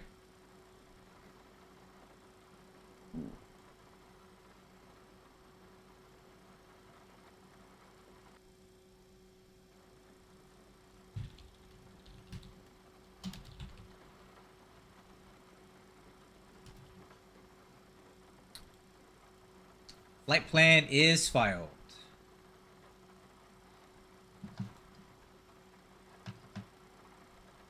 The cockpit environment sounds are non-existent, dude. None. They sound really bad. That's the issue with the FT Sim.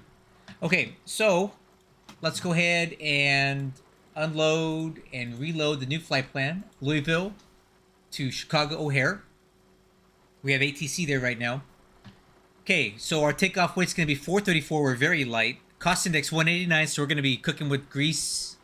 Cruise altitude 370. A block fuel 40.5. Trip fuel 16.9. Cargo weight 142.4. Very respectable. So this is a very light. We're going to use max D rate for this. So let's go ahead and set weight and balance. Actually, you know what? Let me go ahead and get this reset here. Let's go plan. That's good. All right, weight and balance. 140. What was it again? 142.4. Block fuel. 4,600, and the trip fuel 16,950. Okay, weight balance is set. FMC. Let's go K SDF KORD. Alternate will be Indianapolis, so going back in the wrong direction. Flight number is UPS 2072. Cruise altitude 370. Cost index 189. And the ISA offset is +9. So let's go -48. And we have a +4 tailwind. Good. Alright. Let me just make sure I log back in here. UPS 2072.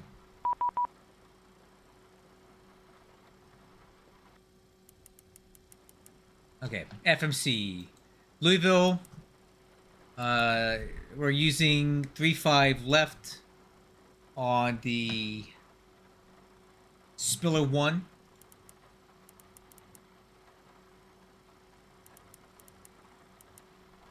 Bang in transition. Insert.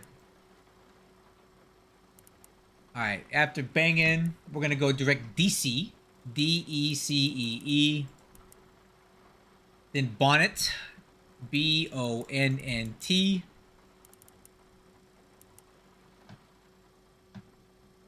And the VEEC 5. So, and looking at landing on 27 right.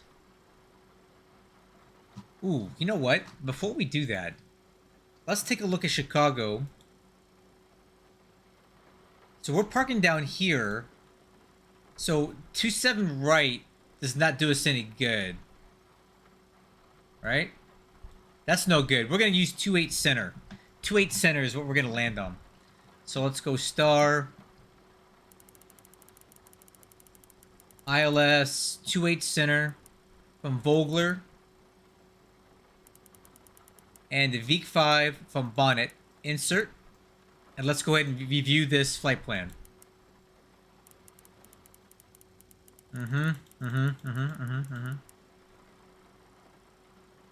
Oh, this is no good. We can't use this. I remember the VEEC 5 is better for landing to the east. We want the Watson. That's what it is. So bang in. Nope. We went to Watson 4, I believe. So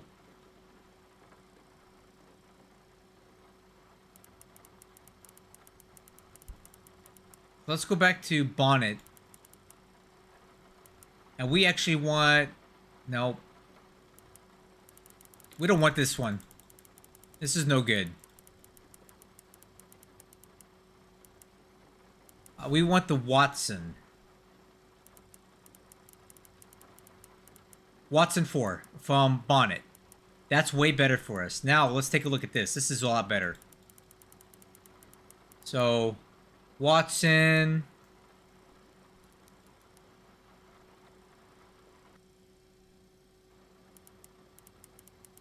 And then we're going to transition on to Vogler. Alright, let's look at this. So hulls, style, dweeb, and then from dweeb I want to go to Vogler. There we go. That'll connect the dots real nice for us there. And that'll line us up for the ILS. Okay, flight plan is good. Take off stuff. Alright, let's run those numbers real quick through here.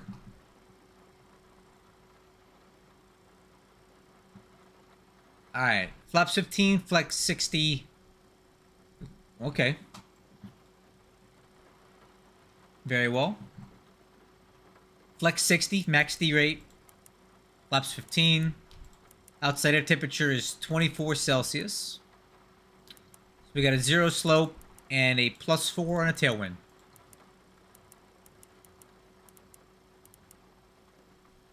Alright, FMC is checked and set. Fuel quantity. 40.6 set. Flap takeoff selector. Flaps 15. FCP airspeed is going to be 250.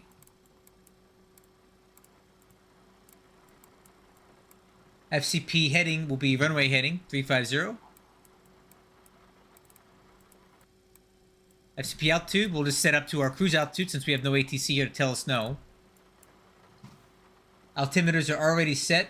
Auto brakes, takeoff. Radios are set for departure. IFR clearance is obtained. Transponder is set 1464. Taxi takeoff departure brief. Alright, quickly. I have to cycle the IRUs nav off and nav. Is that gonna dump my is that gonna dump my alignment if I do that? I don't typically do that when on a quick turn. Let me know if that's gonna dump my dang FMS. That's not. Ah, heck with it. All right. Well, guess what? We'll just do this. I'll just realign it real quick. How's that? Okay, status page. Set to engine. APU's on. Doors and windows. Let's close them up. I'll call the truck. Ground to cockpit. Tow is driving up.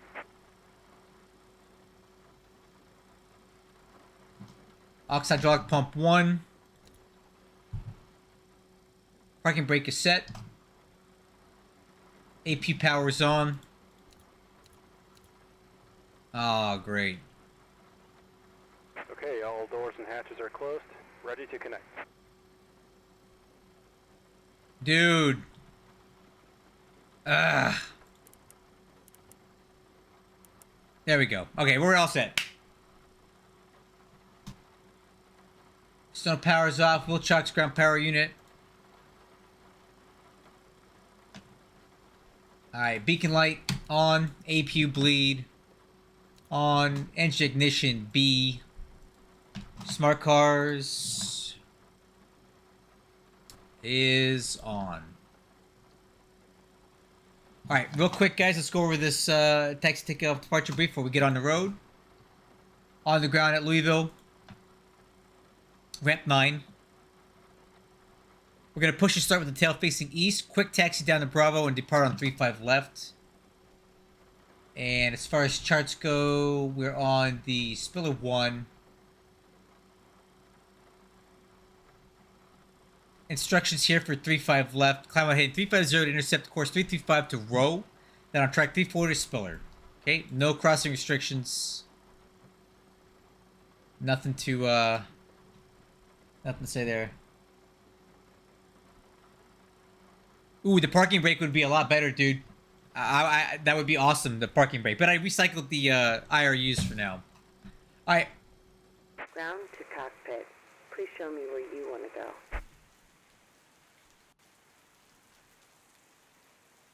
I think we'll go right about there.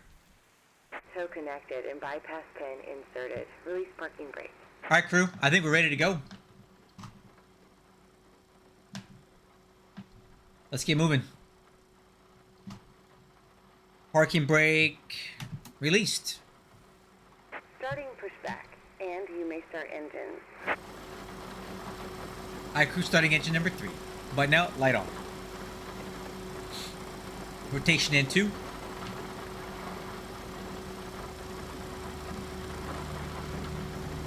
Oil pressure's up. Fuel on.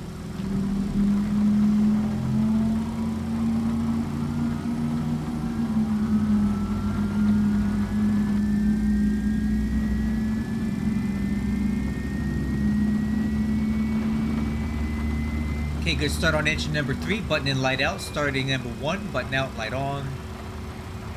Rotation.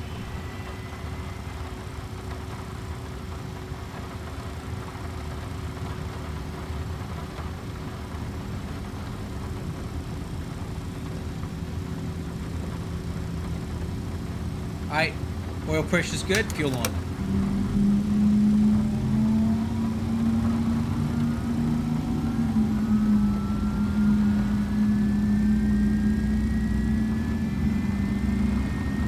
Alright, button in, light out. Starting 2, button out, light on. Rotation.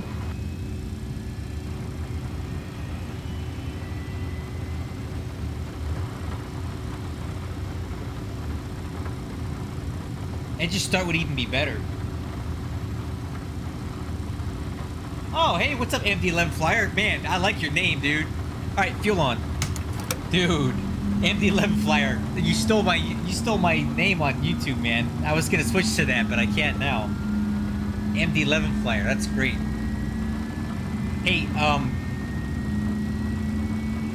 never mind, I don't want to say anything. Alright, good start on engine number 2. At the start checklist, engine and wing anti-stuff required. APU bleed is off. APU is off, and we'll wait on the ground signal. MD-11 Flyer. Man, I'm gonna have to check out your YouTube channel. Operation complete. Go ahead and set the parking brake. I'll check that out later, dude. This guy's got, he's cornered the market on that. Alright, parking brake set. Disconnecting tow. Stand by. No, that's a great name. Keep it. Alright, taxi check. Hey, you know what? Enjoy some X-Plane, man. You've been flying Microsoft Flight Simulator. You can see what you see. Compare the two, because I don't have the TFDI. Let me know what you think about the rotate here. Alright, flaps and slat set for takeoff. Flaps 15. Spoiler handle. Armed. Stab trim. 5.4.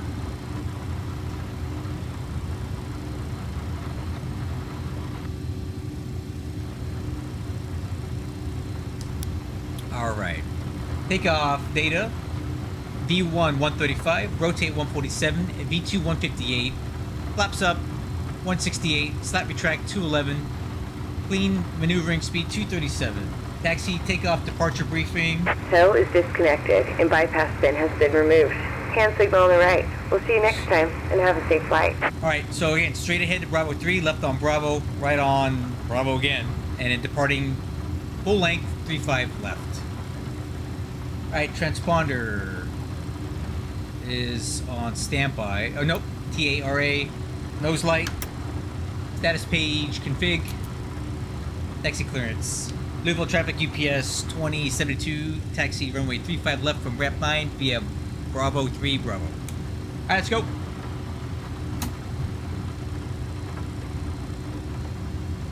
And that's a good way. That's a nice diplomatic way of comparing the two. Okay, nose wheel steering, check left, check right. Brakes, checked. Alright, flight controls. Ailerons left, ailerons right, elevator up, elevator down, rudder left, rudder right. Flight controls checked.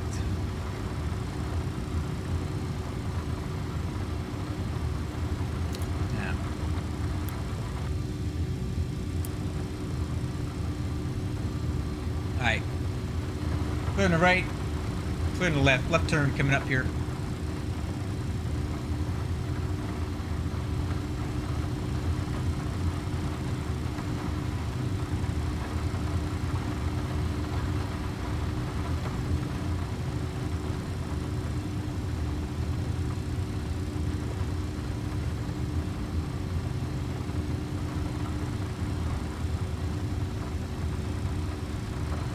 I think that's fair.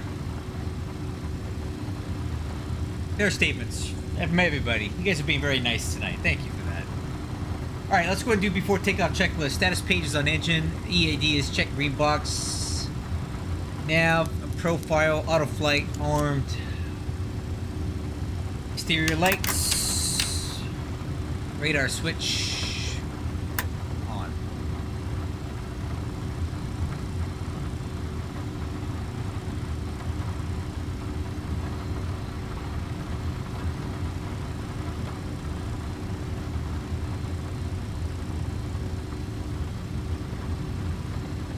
What is this light that's on? Hold on. Give me a second here.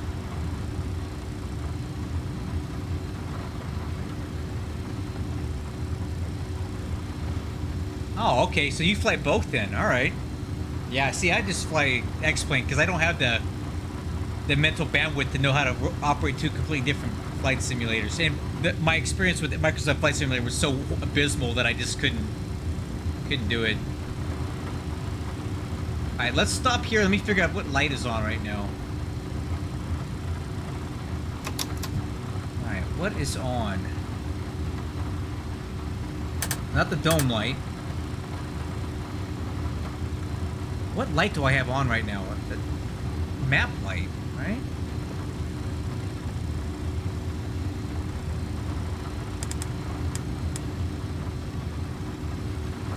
What light do I have on?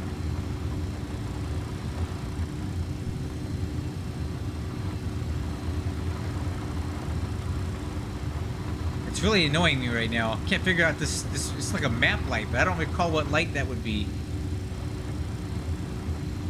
Oh. No, that's not it.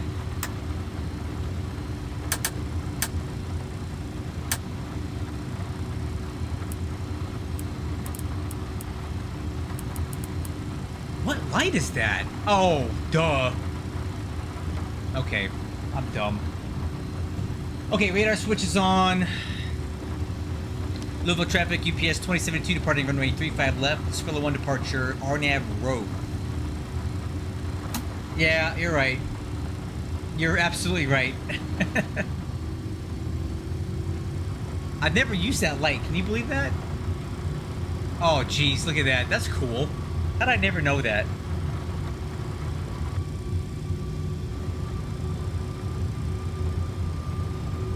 Approaching 3-5 left. Clear on the left, clear on the right, TCAS clear. Runway heading 350.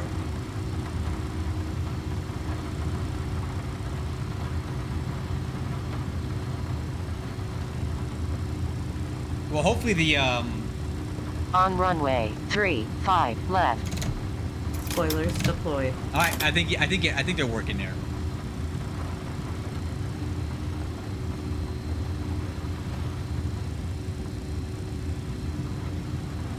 Oh, tape measurements would be nice. The tape gauges are cool. All right, let's go.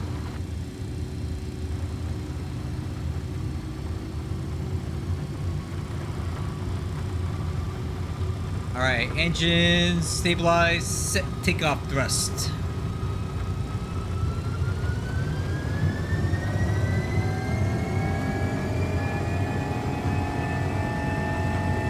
Thrust set.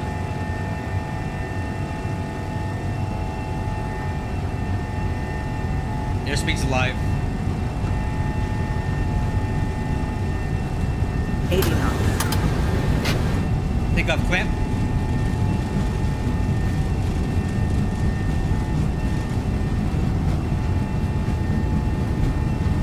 B1. Rotate.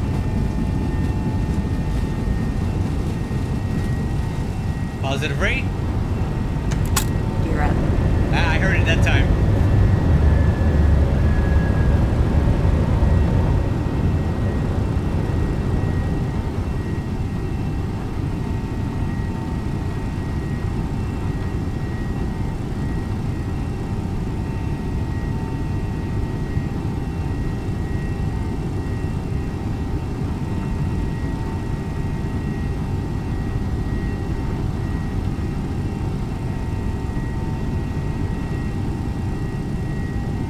Louisville traffic UPS 2072 is clear. Runway 35 left. Last call.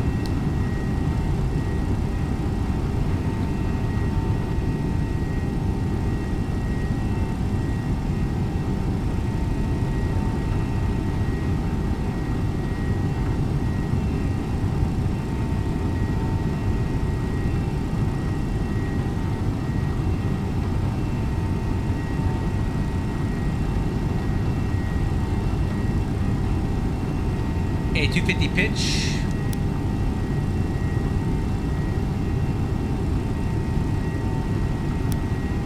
Speed checks, flaps to track.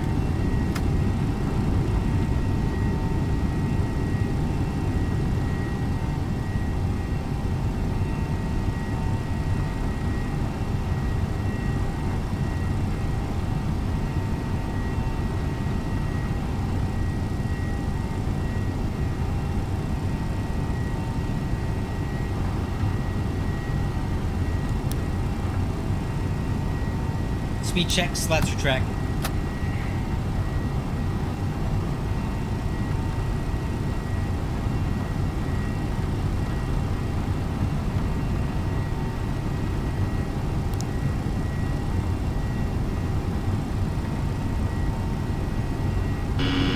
Stabilizer motion. Thank you, LSAS. Appreciate that.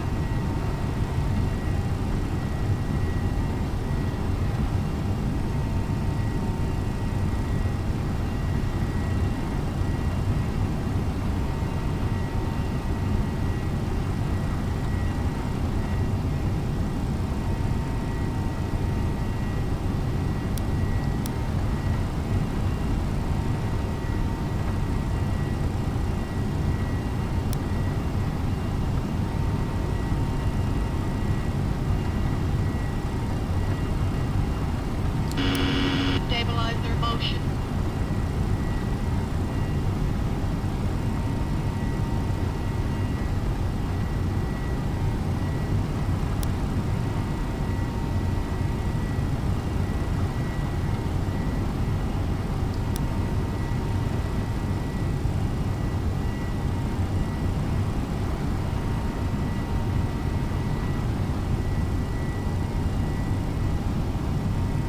Alright, 10,000 feet. Autopilot 1. After takeoff checklist, landing gear up, lights out, spoiler handle. Disarmed. Auto brakes. Off. Flaps and slats. Up retract. Flap takeoff selector, flaps 15. EAD is checked. No alerts. Exterior lights. Hold for altimeters. Alright, you guys have been chatting away in here. What I miss? Let me read all this. Spoilers deployed, works no matter what. Okay. Tape gauges are pretty handy.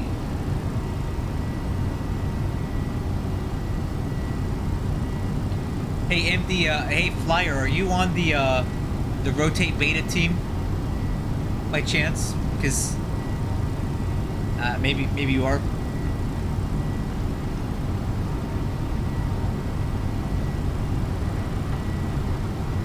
Our crew looked good here, climbing to 12,000 feet. That was a nice clean takeoff. The callouts are awesome, Sierra. I love these. Thank you very much for this. If I can get a positive rate, that's really all I need for the takeoff roll. I don't know if it's possible. Oh, dude, I know you. I'm in there too. Oh, okay, well then we know each other. I'm in there as well. I know you. Okay, well this makes a lot of sense now. I don't know if it's possible. I don't know if there's a data rep for this, Sierra. But if I could get a call up for thrust set, that would be really cool. But again, it's not super critical. But if there's any way to add that, that would be really cool.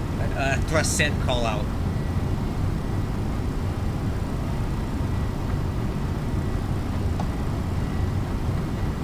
Yes, I know you. MB, I know you.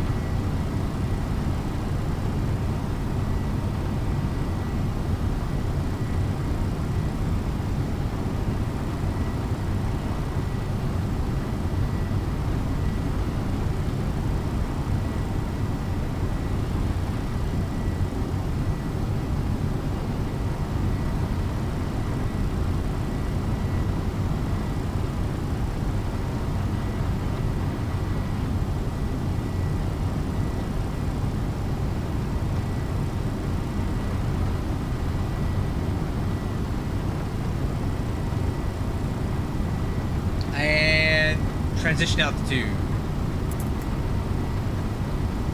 Yes, he did. He made them, and I gotta say, your mom's voice is perfect for it. It's just good. Just perfect.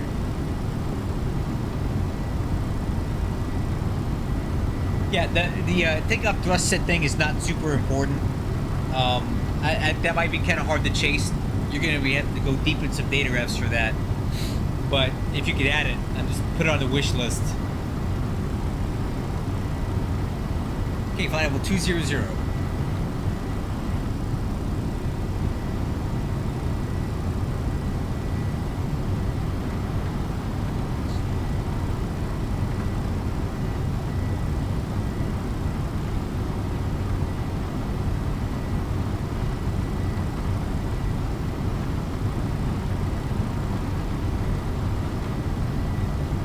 134875.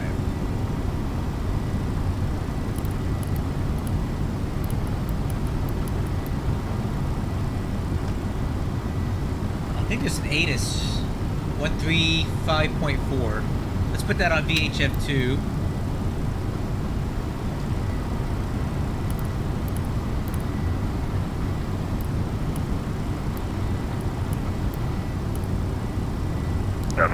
Runway 28 right from November 5 knots 750 feet available.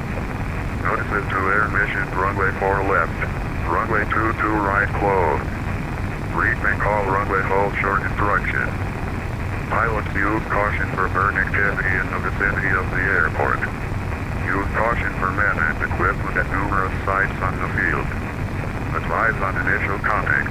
You have information Alpha. Information Delta. O'Hare International Airport ATIS information Alpha 02510. West 220 at 5. Ability 10. Fuel clouds at 3,500. 11,000 staggered. Ceiling 25,000 brooks. Temperature 23. 2.22. Altimeter 29901. Arrivals expect vectors ILS runway 27 center approach.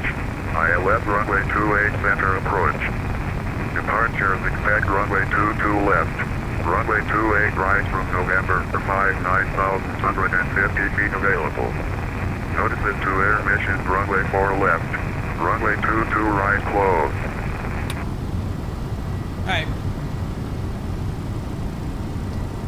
Flight level 270 for 37.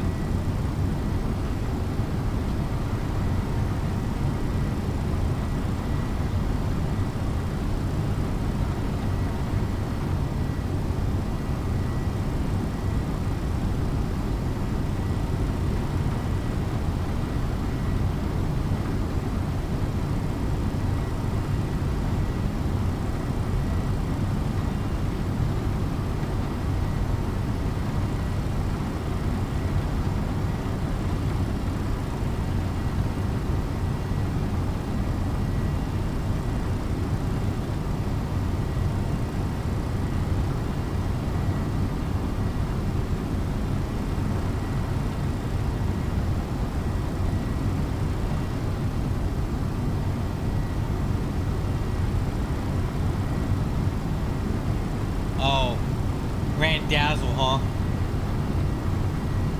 That guy's something else, dude.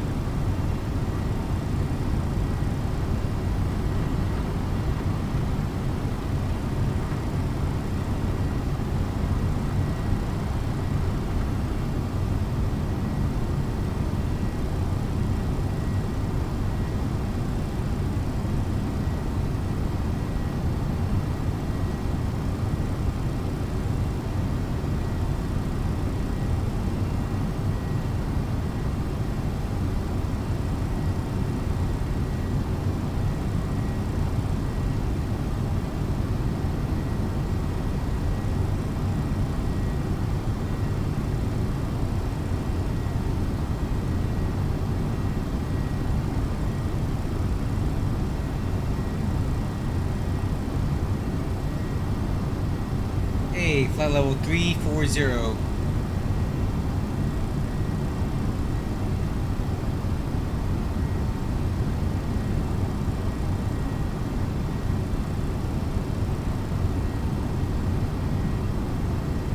So I remember I had an experience with Mr. Randazzo or whatever the hell his name is.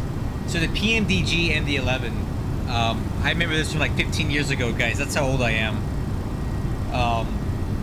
It had a problem with the flight model because I used to do flight models for payware in FSX and FS9. The MD-11 would, if you used to take off trim setting that they provide, would just pitch up and go vertical on you out the gate, right? And I'm like, holy crap, this is out of control. Like, you had to push the elevator all the way down to keep it from just taking off. So I fixed it.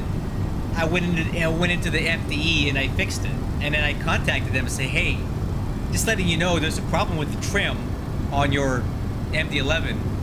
If you use the supplied takeoff trim settings when you do the weight and balance, the plane just takes off on you. It just goes completely nuts. And here's the files. I've made some corrections and I fixed it. And he got so offended. He's like, how dare you? You have no right. We have the best flight model guy in the world and you don't know what you're talking about. This was tested by 1,000 MD-11 pilots and they say that it's perfect and you don't know what you're talking about.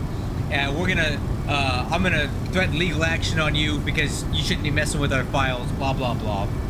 I was like, whoa, bro, okay, listen, I don't know what MD-11's pilots you had flying this thing, but I'm pretty sure the MD-11 doesn't take off, just rotate on its own and pitch up for 30 degrees with the takeoff trim setting, right? But I said, you know what, fool, that's fine. I'll keep it to myself. So I just flew with the modified flight model on my own, and I never shared it with anybody because, you know, like I was being a complete jerk. Hey, Shadow, welcome aboard, man. I'm just reminiscing about the Randazzo guy from PMDG and some interactions I had with him about 15 years ago.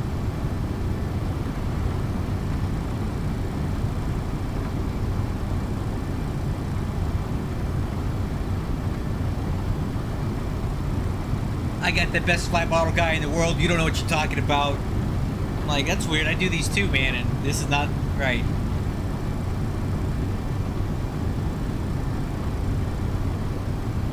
It's okay. That was 15 years ago. I'm sure he's much nicer now. I have to take off checklist is complete, by the way.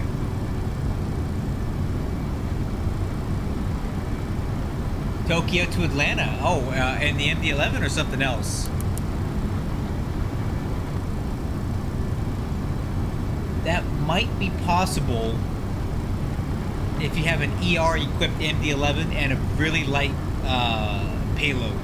You might be able to do that. I've done it before. Back in the old Delta Airlines days, when you guys were children, or not even born yet.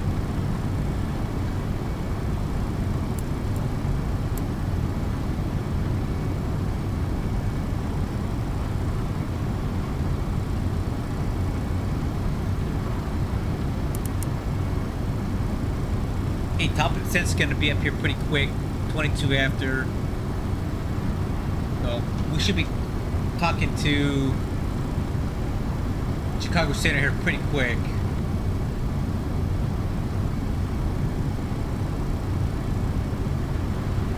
Tell you what I'll do. I'm going to go and yes, they did, but I used to fly them for Delta Virtual Airlines. I still flew the Legacy MD-11 routes.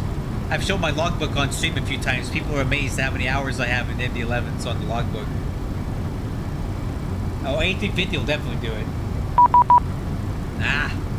Center. 650 midway, Bravo 7, ready for push and start.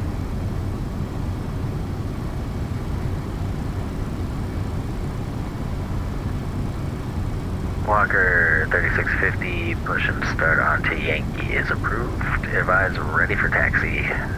With ATIS information, you know what, I don't have a midway ATIS up. Just report ready for taxi. We'll go give me a call for taxi, 3650. Yeah, 3650, plan runway 22 left. Roger that, 22. Who, me? I don't know, what do you think? Chicago Center, good evening, UPS 2072 with you, flight level 370. UPS 2072, Chicago Center, you are radar contact about 15 miles north of the Shelbyville VOR. And I have an amendment to your route, advise ready to copy. Oh crap, here we go. Okay, I'm ready to copy. UPS 2072, after bonnet, proceed direct to the Hulls intersection, Hotel Uniform, Lima, Sierra, direct.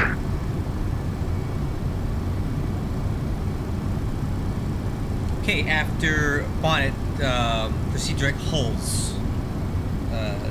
UPS 2072. UPS 2072, read back correct. 8166 aspects. At 8166, runway 36, clear to land. 36, clear to land at 8166. Can I insert that here? I guess I can, yeah.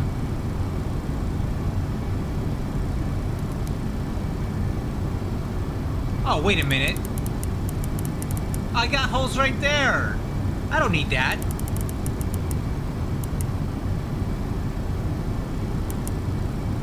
Okay, so after bonnet, we're just gonna go direct holes. That's all. All right.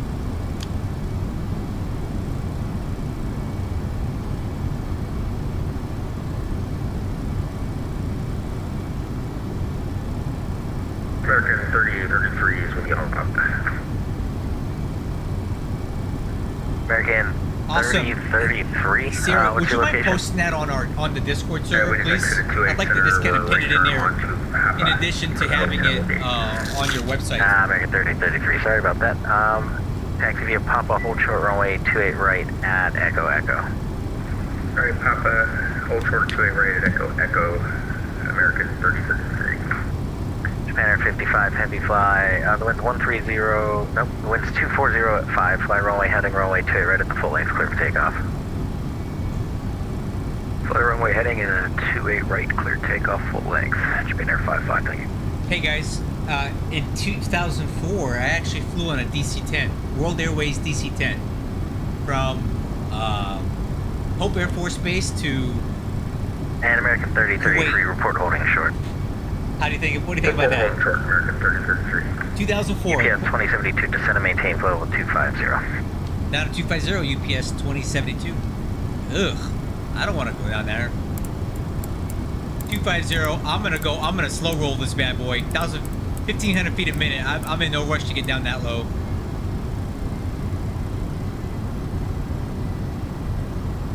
And then at bonnet, let's go direct hulls.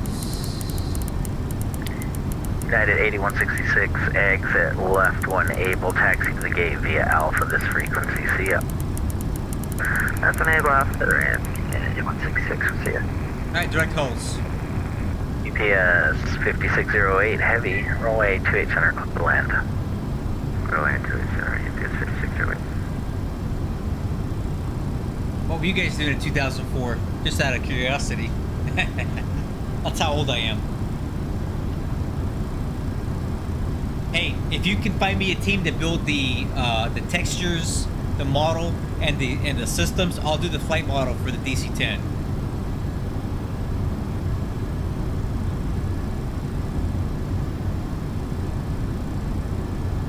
Alright, let's go ahead and brief this up real quick. Let me switch this over. American 3033 is holding short to 28 right, Echo Echo. Watson 4. American 3033, cross runway 28 right at Echo Echo, and you said hotel gates? Hotel gates. Roger, after you cross, taxi the gate via Echo Echo, Lima Lima and Alpha. Alright, clear cross 28 right, Echo Echo, Lima Lima Alpha, American 3033. After Japan Air 55, 2100 for 5. Okay. Watson 4. And Air 5, Chicago, center your radar contacts, proceed direct, Pumpkin, climb maintain 15,000. Climb maintain 15,000, present position direct, there you Pumpkin, go. Japan Air 55, heavy, thank you. United 356, crossfire at maintain 9,000, the O'Hare altimeter 29990. Roger, crossfire at maintain. So right now we're currently direct hulls. Looking for the ILS runway 28 center. RVR 1800, half visibility, decision altitude 851. We're going to be doing continuous descent profile all the way down to the final approach fix, which is at Psycha, 2,300 feet with a 3-degree glide path down to the runway threshold, 651 feet. MSA is 3,400 feet from the airport. This approach, climb of 1,100, then climbing left turn to 4,000 feet on heading 215. Inbound to DPAVR Viridial 082. Or to DPAVR. Yes, 2072, cross holds at maintain 11,000. The O'Hare altimeter is 29990. Holes at 11,000, UPS 2072. Chicago Center, reliable 457. We're 4.5 east of Dixon and 27 for 26. Alright, we're cleared down to Hulls. Reliable 457 Chicago Center, hello, your radar contact, 10 miles southwest of the Flint VOR. Alright, let's go profile. Profile to 11.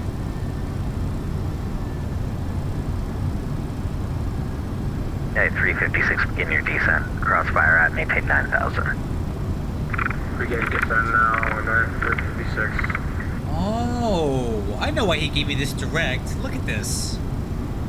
Homeboy was steering me clear of the, what's for the weather? Japan Air 55 Heavy, climb maintain level 340, Look at this resume guy. normal This guy's speed. good, man.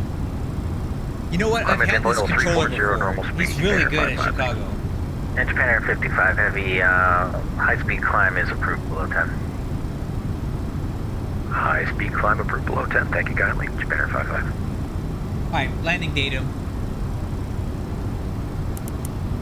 Okay, landing weight's really low. 1420.5, so 157 at flaps 35. Auto brakes minimum all day for that. This is a 10,000 foot runway. So we're landing on 28 center. And my intent is to roll out to, well, usually once you take this high-speed taxi right here, at Papa 1 or Papa 2, and then you have to come back around and cross again. I'd rather just roll out to Delta Delta, or full length, and then come down to Zulu and come back around to the UPS ramp. So what I'm going to request is a full length rollout, and we'll exit at Zulu, and take Zulu on the Whiskey and come back around over here. Because if we get off early, it's just going to slow us down. So let's plan on full length. Walker 3650, ready for taxi TJ11.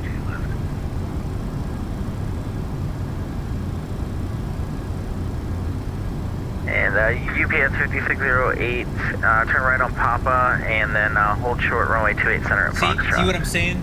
They want Hold short 28 center at Foxtrot, UPS 5608.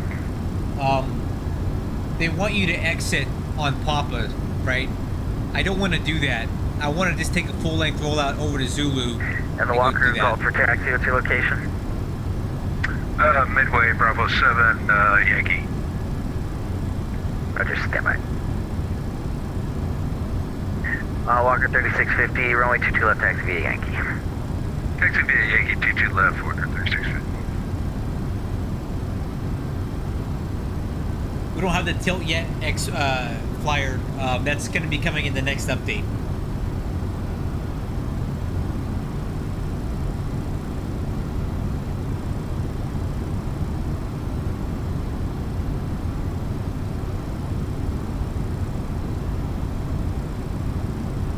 I don't think they're doing Lasso tonight. I wouldn't accept it even if I could. Speed brakes.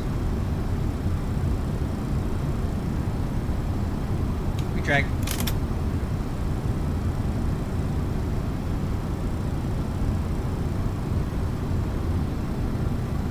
So when I get there, I'll request oh,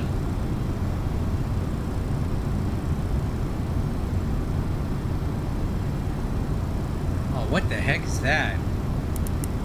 What in the world is that?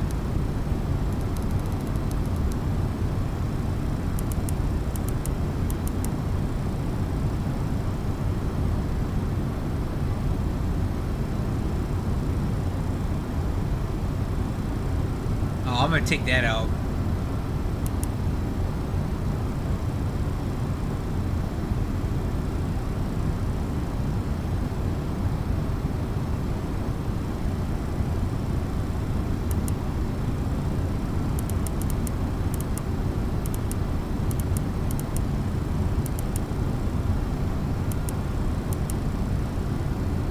That's better.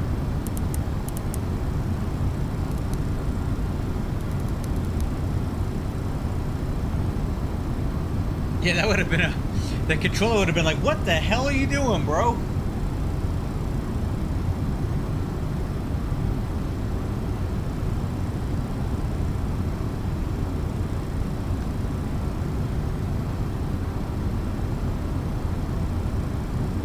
Yeah, Walker 3650, holding short, Yankee 7. Information Bravo 2405 29090. UPS 5608 cross runway 28 center at Foxtrot, taxi to ramp this frequency. Clear cross 28 center at Foxtrot ramp this frequency. I don't think the MD-11 would have made that turn radius anyway. 3650, the wind's 200 at 07 runway, turn right heading 270, runway 22 left, clear for takeoff.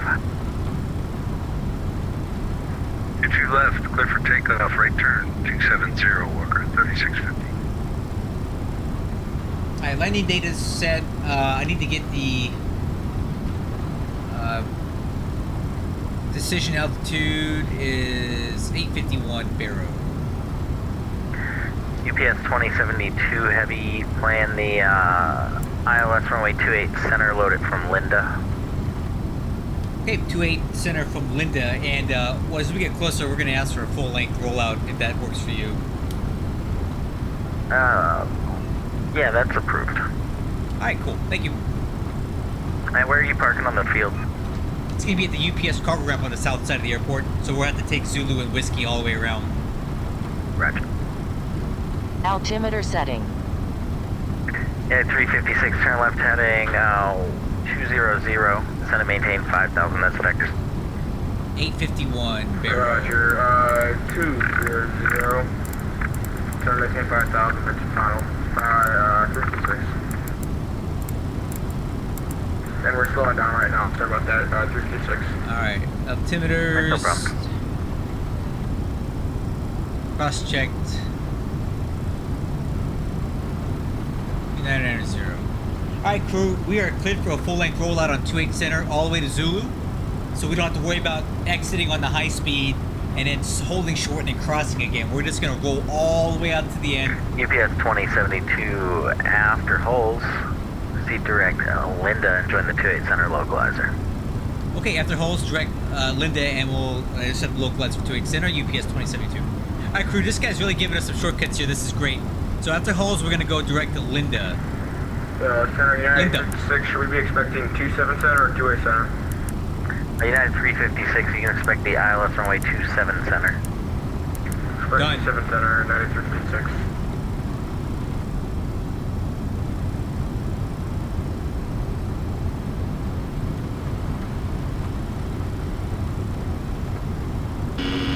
Stabilizer motion.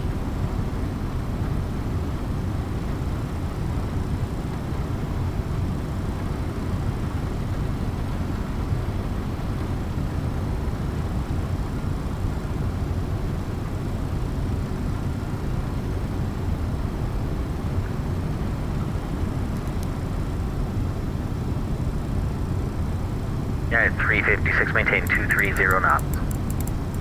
Maintain 230 knots, United 356.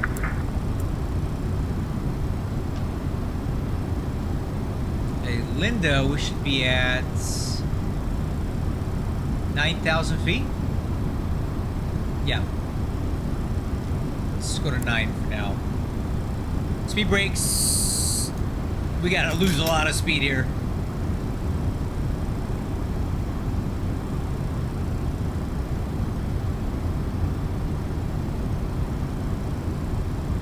Alright, exterior lights, skip those on now. Push checklist complete.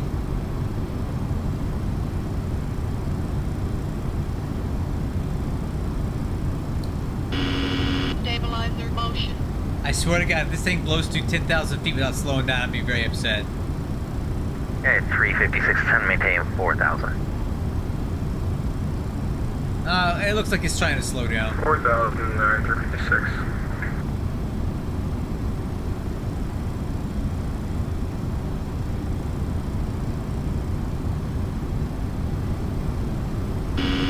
Stabilizer motion.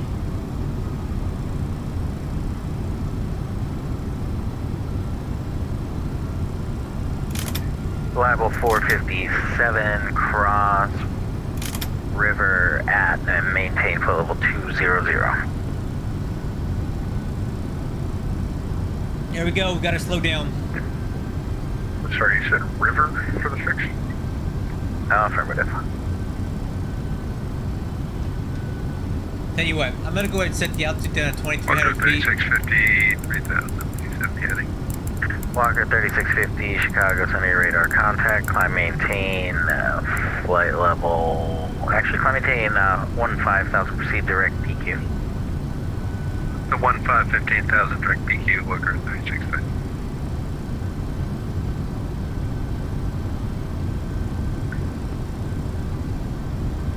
Yeah, it is 356, maintain 210 knots.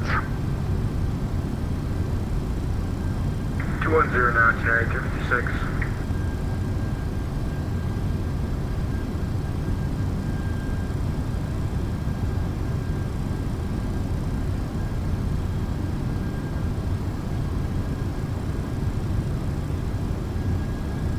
Reliable 457, radar contact lost.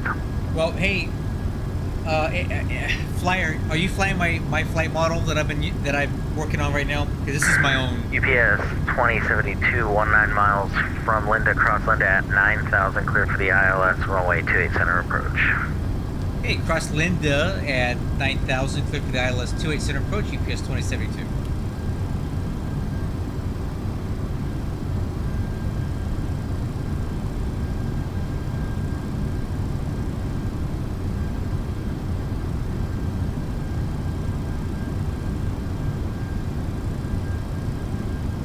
Well, hopefully we can get Cuckoo Man to add some improvements, but they don't seem to be very interested in doing a whole lot of changes to anything right now.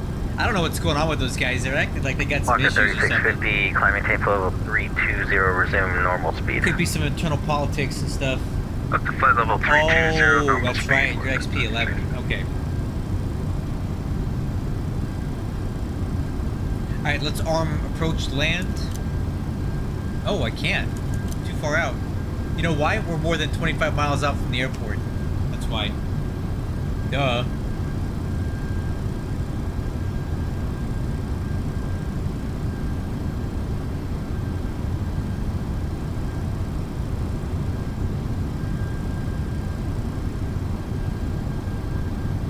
Hey, 356, turn right heading 250, join the 27 center localizer.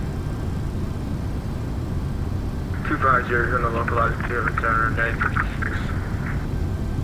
At 356, 3 miles from Bow, maintain 4,000 till established on the localizer. You're clear for the ILS, runway 27 center approach. Roger, maintain 4,000 till established on the localizer, clear ILS, 27 center, United 56. Pretty sure it's Midway right there.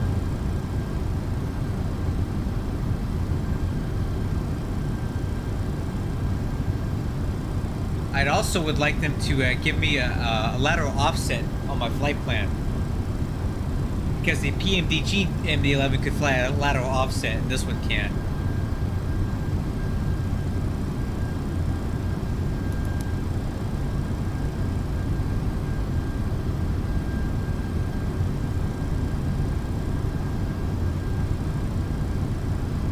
At 356, maintain 180 knots or greater until Driscoll. 180 knots or greater until Driscoll, United 356.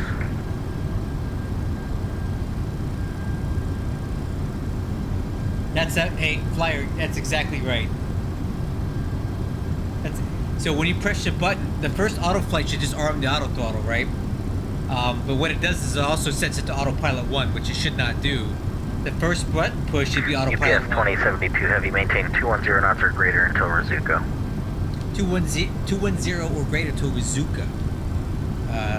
UPS 2072. United 356, report Driscoll. Alright. We will report United Driscoll. Let's go, UPS 2072, report Seika. Hey, we'll report Seika. UPS 2072.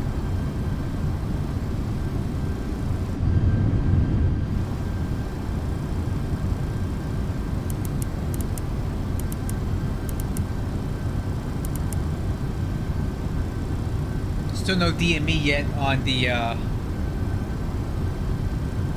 we're still pretty far out from, ORD here.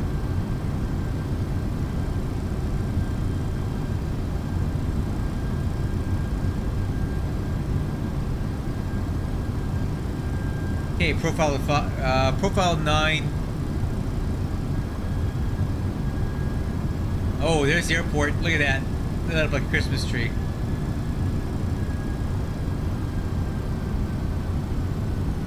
A profile to 8.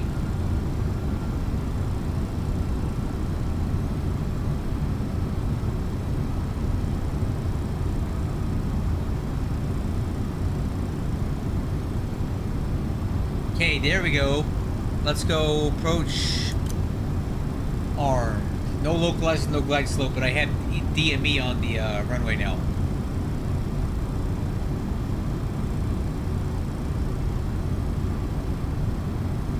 Alright, let's go 210 thrust.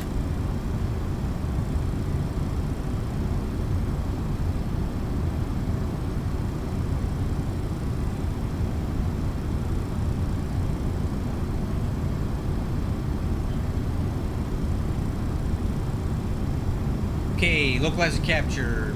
Oh, there's a speed break in here.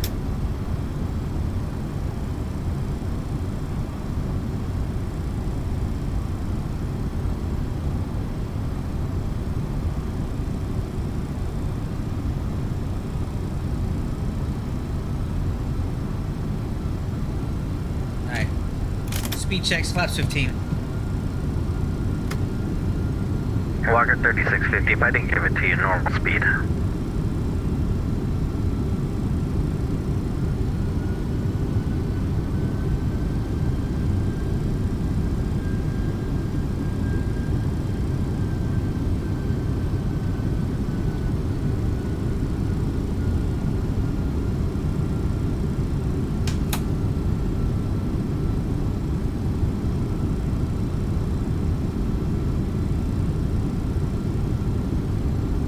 Okay, once you pass Rizuka, we're gonna go FMS speed.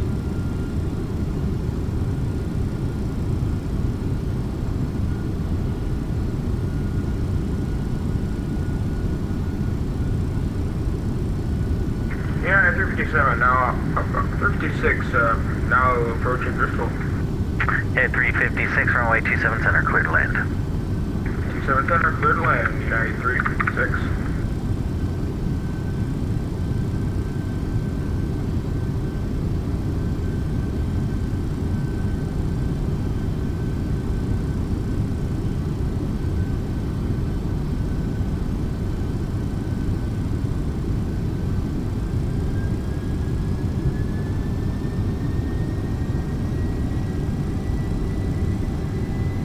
Alright, FMS speed.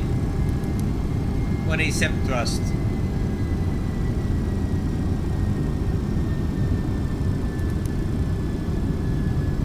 Still no glide slope. Alright, I'm gonna go ahead and do vertical speed. I want to find that glide slope because I think we're really high.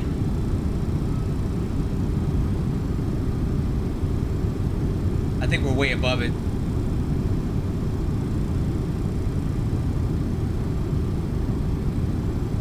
Yeah, we are way above it. We're super way above it.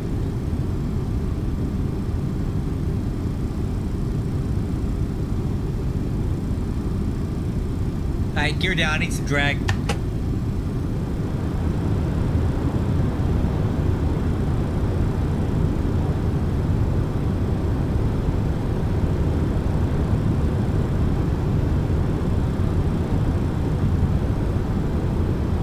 Laps 28.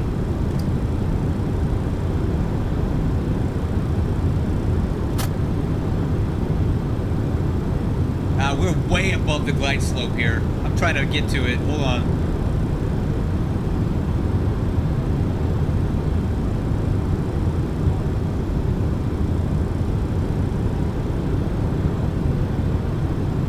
Japan Air 55. Mini's offline. Radar services terminated. Frequency change approved. Good night.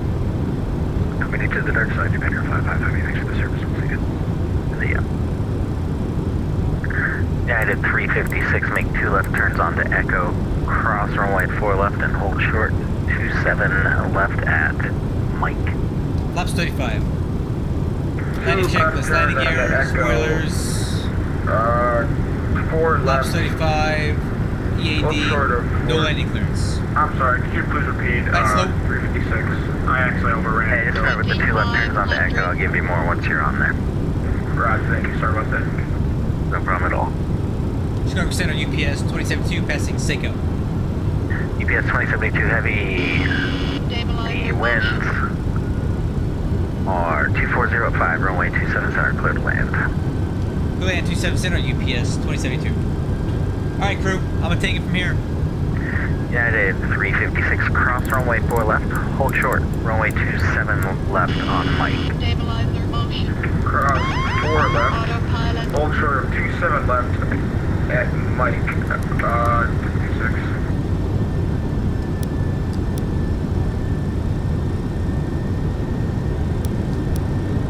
United 356, which gate are you parking? Charlie 26, United 356. Roger.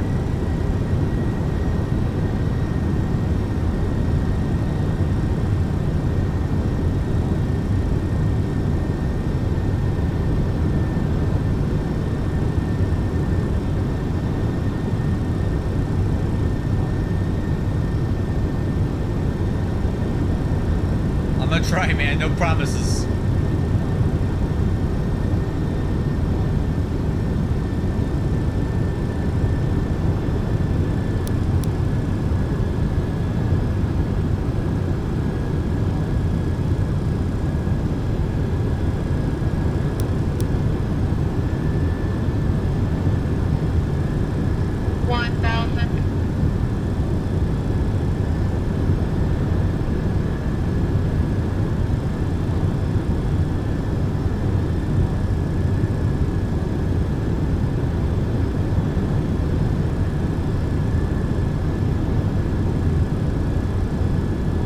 Approaching 28 center.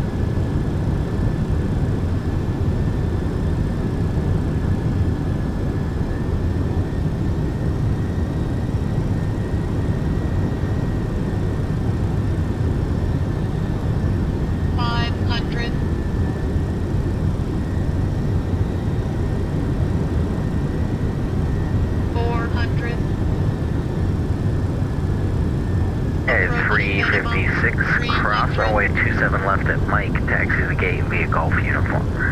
Minimum 200. Continue. Cross 7 left at Mike, taxi to the gate via Golf and uniform, United 356.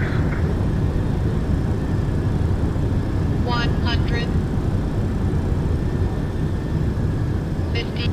40. 30. 20.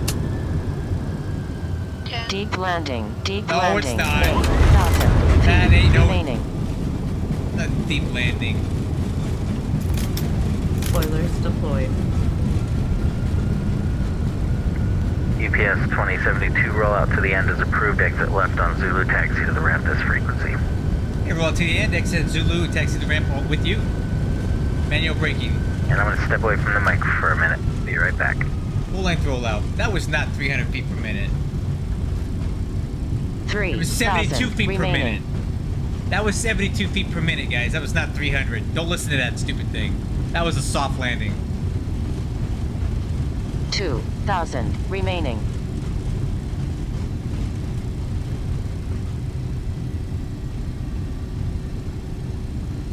$1,000 remaining.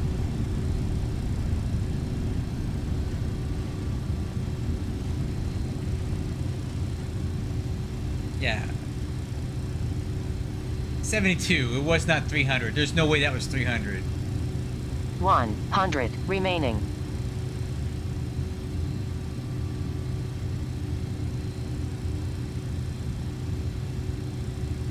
Alright, after landing checklist, sportly handle. Flaps. Auto brakes. Radar switch. Landing light. Runway turn off. Strobes. APU. And working on stamp trim.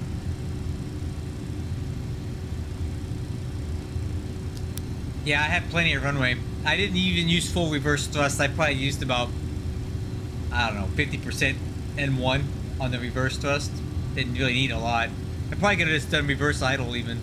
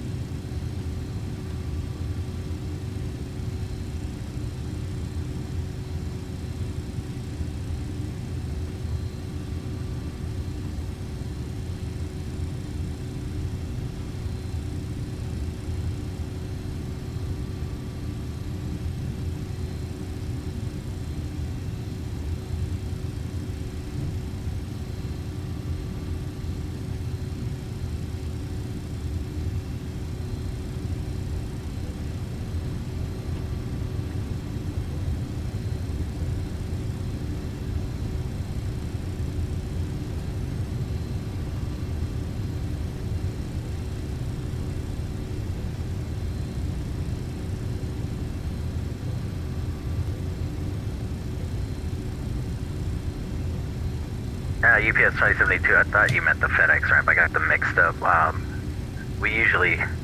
usually a shorter taxi if you do 2 right turns to go to Foxtrot. That's how we do it most of the time in the real world.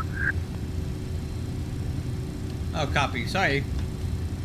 Oh no, it's all good. I'm just saying for future reference, 2 right turns onto Papa, hold short at 27 center at Foxtrot, then they cross you right over, and that's the last time you talk to them. It's really easy. Yeah, I'm looking at the ground chart. That I see what you're saying. That makes a lot of sense. I think the other company, Traffic, did the same thing prior. Yeah, he did. Next time. I always mix up that because I know I taxi past the UPS planes, but I know that UPS and FedEx, one of them has their own ramp, and it's FedEx. I got it mixed up. Copy that. I'll do it as you recommend next time.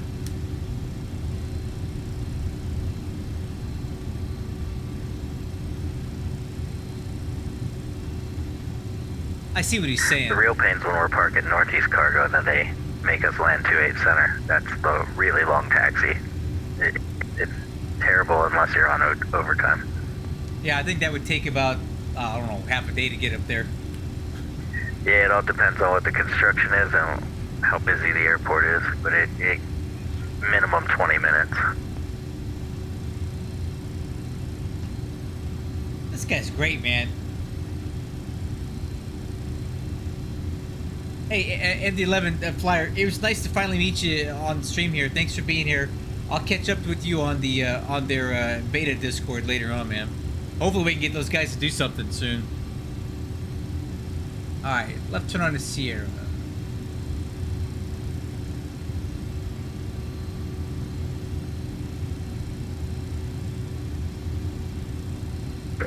Uh, 956, Charlie 26, parking sign off. Have a good night. Thanks for the control. Yeah, have a good one. 2.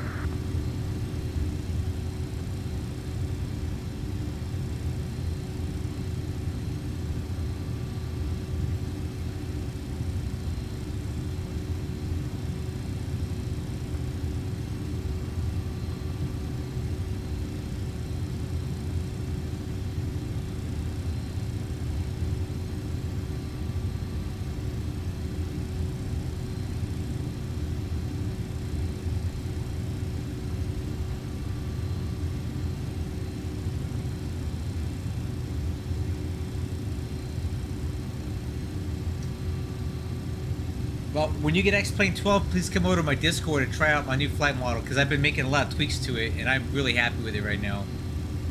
That's what you see me flying, is my edits to their stuff, and I find it a much more pleasant flying experience.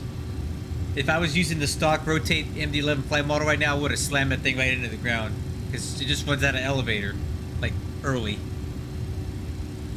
You see how controlled this thing was, right? I was holding that flare. Had plenty of elevator left in the yoke.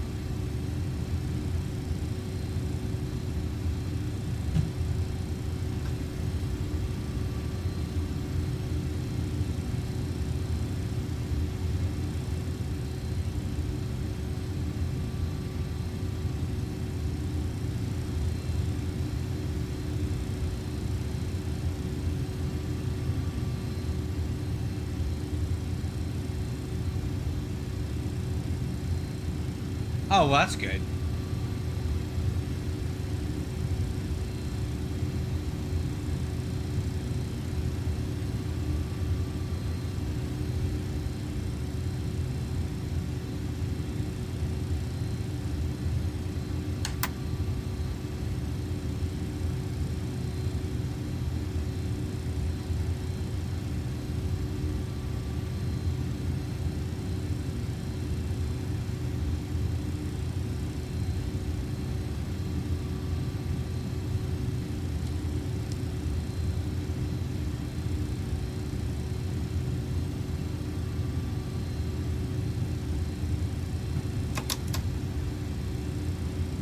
Okay, parking checklist. Transponder.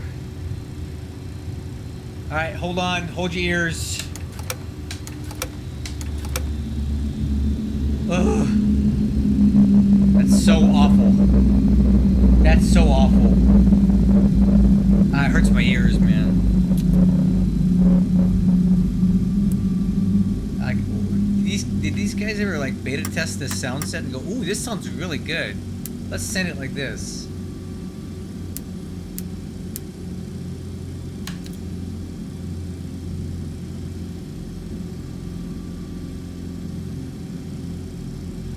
Because this sounds like crap. Parking brake.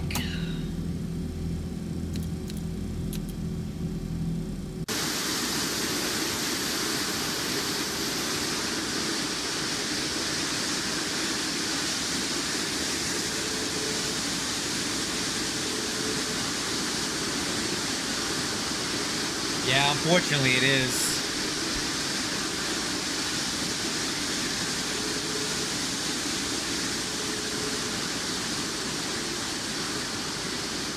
Yes, it balloons a lot at flaps 15.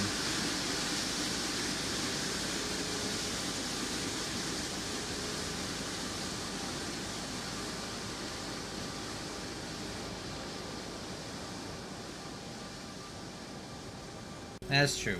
A lot better than default. Anyway, guys, it's late here. It's already almost 10 p.m. for me, and I gotta go to bed because I gotta work tomorrow, 5 a.m. So, thank you everybody that was here. I had great participation. Really enjoyed the chat with Sierra and Flyer and everybody else who showed up. Really appreciate it. That's why I like to fly these things on BatSim and also with you guys because it makes this go a lot faster for me. So, thanks for being here. Hope I put on a good show. And just for the record, that landing rate thing is full of crap. I want to show you what it really was, because there's no way that was 300 feet per minute. That was 72 feet per minute. So, and we were only 2 knots off the VREF, so not bad at all. And a nice, good approach pitch, flare, right? 6 degrees, pretty good. So, I'll catch you guys on the next one. Y'all take care, and look to talk to you guys real soon. Bye-bye.